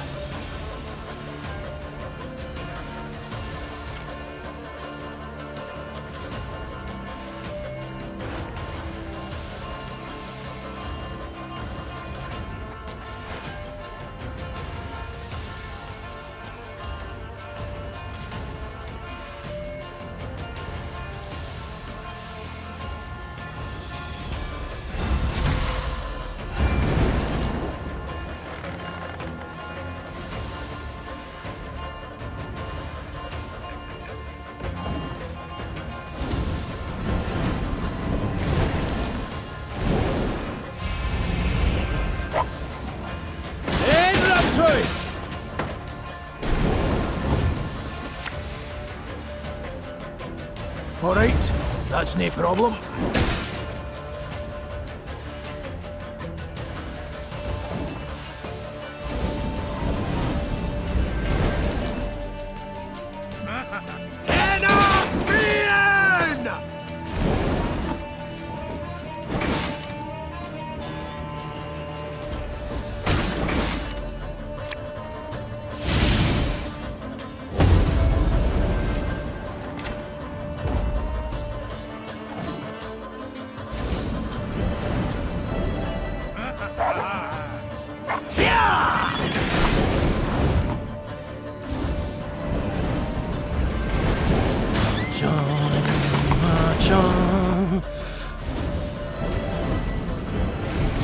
For the Queen!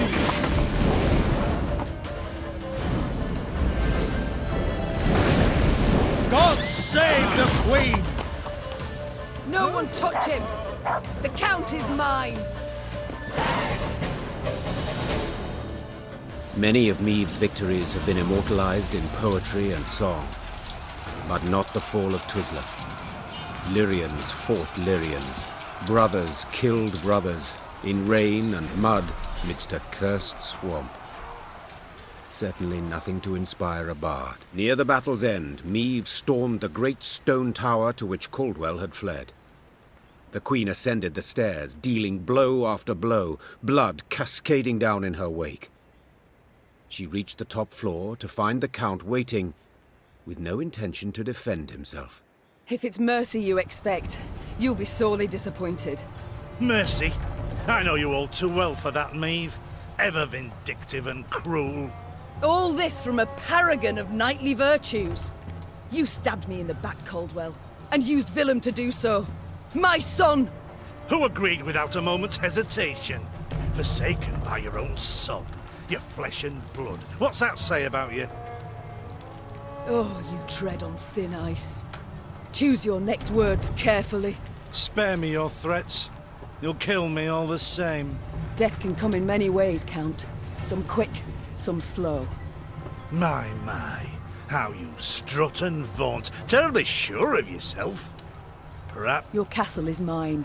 I've crushed your force. I dare say no, I'm not. Precisely my point. Don't you see? The Empire's not one army, it's dozens, hundreds. It's what I strove to knock into that thick dome of yours. Alas, you're too much a dullard. Soon as I'd learned you'd crossed into Angren, I sent for reinforcements. They'll be here soon. 3 regiments, armed to the teeth. They'll find your corpse impaled upon a spike, while I'll be long gone. By which path, I wonder? But one bridge leads to Tuzla. As it happens, I ordered it raised as you laid siege. The swamps around the castle are too deep to cross. Try to rebuild the bridge, the Imperial troops will arrive before you can finish. Your men they'll slay as you watch, and then they'll wring your neck. I wouldn't be so pleased were I you. You won't live to see this outcome. I know that, but I take heart in the truth. Though the castle you've seized and will likely kill me, I've won. Outsmarted you, Maeve. Twice now. And you know what? 'Twasn't even that hard. With those words, with his arrogance and contempt, Caldwell had gone too far. The Queen gripped his shoulders, pushed. Caldwell stumbled backwards, then tripped out the window. A blood-chilling shriek filled the courtyard, then broke off abruptly. Now fool me thrice. Try. Meve slapped the dust from her hands. The traitor had met a deserving end at last. Yet this was no time to revel in the Count's demise. If Caldwell had spoken the truth, the Queen and her army were in grave danger. Meve's scouts quickly confirmed the traitor's claim. The bridge was indeed in flames, and Nilfgaardian regiments were advancing from the south. Now to confirm if there was truly no other route by which they could flee, the Queen ordered her men to ask the local peasants. One of their number, a stable hand who'd lived near Tuzla all his life, claimed a secret path led out the back of the stronghold. King Ragbard himself ordered it built. Had him drop great stones into its swamp, one after another, like beads on a string. Bitter water covers them, so you can't see nowt at start. Can make 'em out if you go proper slow, though. What is it? The stones, they lead to Isgith. And there, my lady, lurks an evil worse nor any black-clad army. What? A beast of some sort? Some say beast, others god. Gurnikora, they call her. And you'll yet see, my lady. Isgith shines red with her blood. A silly tale to frighten children, Meve thought at first. Then paused. For something about the man's voice made his every word believable. None too encouraging, yet preferable to certain death. Tell me, from Isgith, will we reach the banks of the Yaruga, near Red Lobendon perchance? Aye, your majesty. You need but head north. And pray all along the way. Soon, Meve stood where the stable hand had said she should, at the edge of a vast marsh. Carefully, she dipped a foot into the broth and probed for solid ground. Sure enough, she found stone. One cautious step, then another. Meve slowly strode off towards Isgith.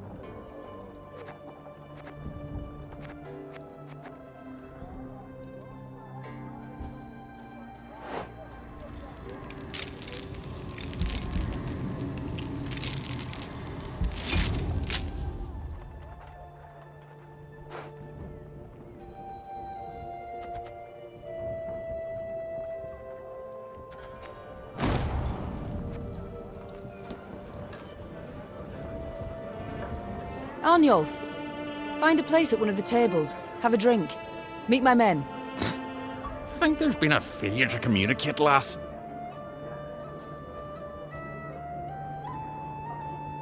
I didn't join your army to meet men, but to meet death. A good, honourable death. Quicker you lead me to that, the better. I wish not to pry, but why do you long for death? For only death can cleanse me of shame. You must have heard what they call me. Arnulf the Patricide. A moniker I earned. Oh, I did. To die by one's child's hand. A terrible fate. And it shall be mine as well if I lose this war. But did you earn it? This fate? What? Not always have I been just with Willem. I dismissed him, neglected him, but... Neglected? Listen, lass. My da, he beat me till my skin turned blue and I chucked red bile. He'd drink and beat, drink and beat. My brother, Ulf, da clobbered him to death. My ma, she took her own life. Never met this son of yours. But I know you's a bit now, and I can say this. No kin of yours needs slaying. I can't help but wonder, what does it signify? The tattoo on your head? Ain't a tattoo. Carved these runes with a knife. The method makes little difference. What do they mean? Aim here. Message for enemy archers. Alas, don't seem they can read it. At least not from a distance. And when they get close, it's already too late for them. So long, Arnulf.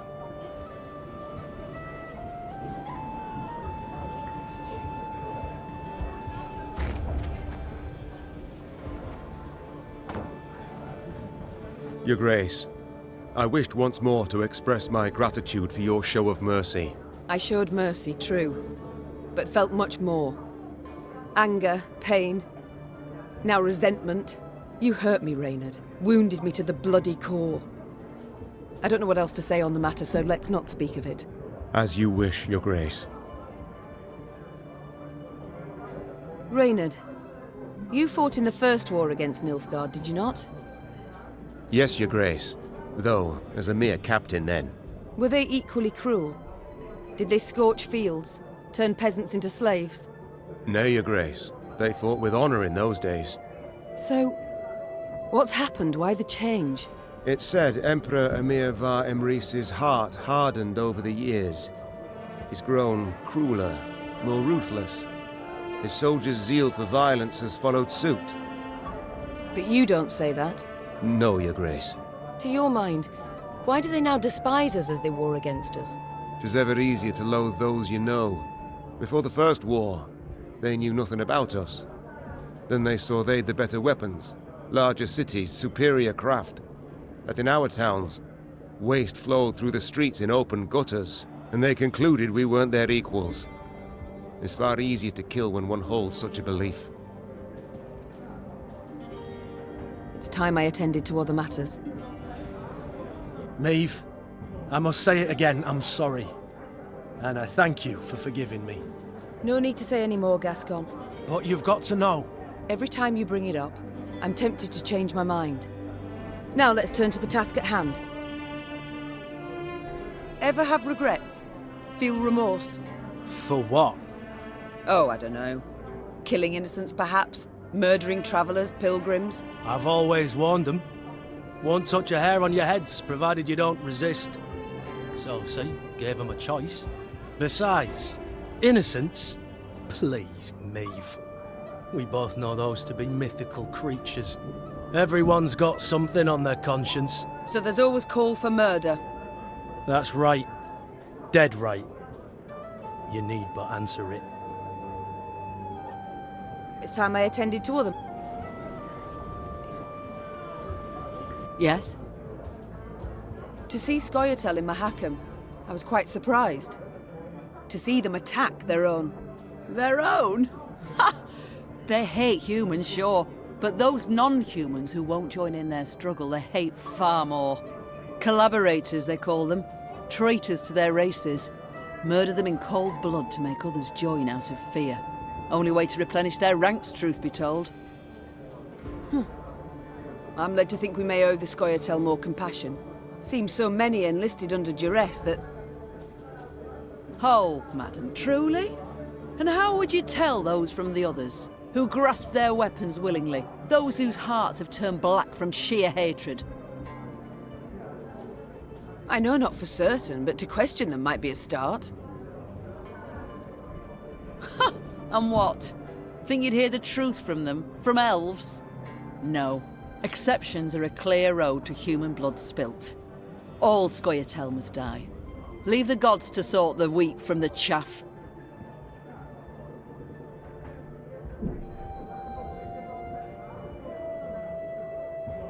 Something I could never agree to. Collective responsibility on all their fighters. I couldn't assign it. That's your right as a queen. Fortunately, King Demavend has other principles. One's closer to my own. I must go.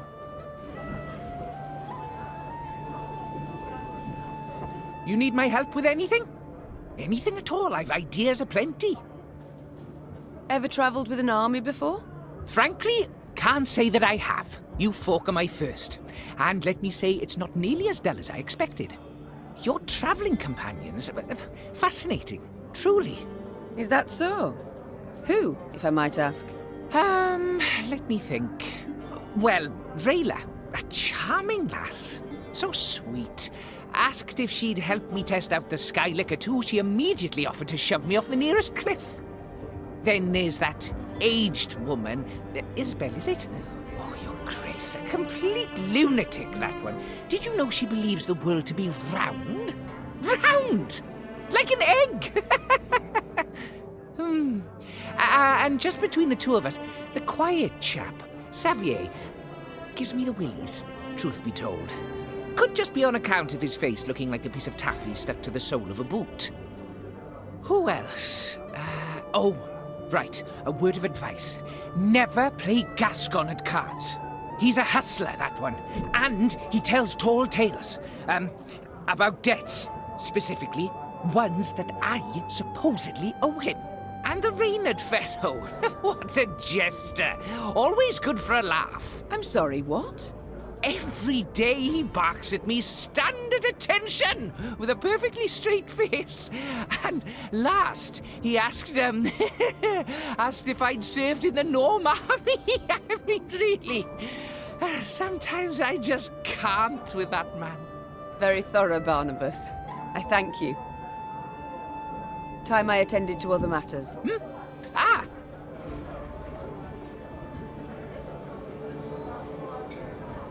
My soul rejoices, And why would I not be? I heard you spoke with Prince Willem in Mahakam. An exchange, I've no doubt, fraught with difficulties, peppered with many a hurtful word.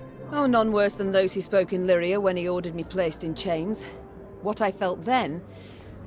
Why, I dare say you'd have trouble imagining it. I've no need to imagine, Your Majesty. This feeling I know. I don't oft speak of him, but I too have a son. Or more to the point, had a son. Siegfried, his name. Passed on, has he? No, Your Majesty. Worse. He's renounced me. When an illness affected his mother, my wife, Sophia, he implored me to earn coin for her betterment. But I had vowed long ago never to take payment from those I protect. I could not. It would be a stain on my honor. Apologies, Your Majesty. Of what concern to you can my petty troubles be? They are, Ache. Believe me. And I thank you for confiding in me. I wish to discuss another matter, but... it can wait. I shall come back later. Your Grace? Farewell, Ache. Always good to see the Queen. How can I help you? We haven't had a chance to speak since we left Mahakam. Why join us? Or decide to leave your homeland, for that matter? As I said, I was in your debt. Still am. You're a dwarf of honor, I'm pleased. But not entirely convinced 'twas reason enough for you to leave your clan. Not about to let me off easy, are you? All right. I may have been motivated elsewise. By a guilty conscience? The horridness with the Fuchses. All that blood and mud. It went too far. I tried to talk it out with the elders. They'd brushed me aside like a wee bairn, but that weren't the whole of it. I saw the shite dwarves living in your cities go through. Thought I'd forget once I came home, got back to dealing with my own problems. Only, can't I forget something like that? I've got to help, any way I can. Nothing would come of my sitting on my arse in my hackham. I understand, Gabor, and I know you'll find a way to help. We shall return to this conversation later. No skin off my back. Be seeing each other, your grace. Yes, my lady? I haven't had the opportunity to thank you. Had you not been so alert, we'd have fallen to our deaths in Mahakam. I merely did my duty, Your Majesty. Modest as ever. Yet once the war is over, I shall make certain you're properly rewarded. My lady, the one reward I desire is victory. Your victory. Other matters await my attention. As you wish, my lady.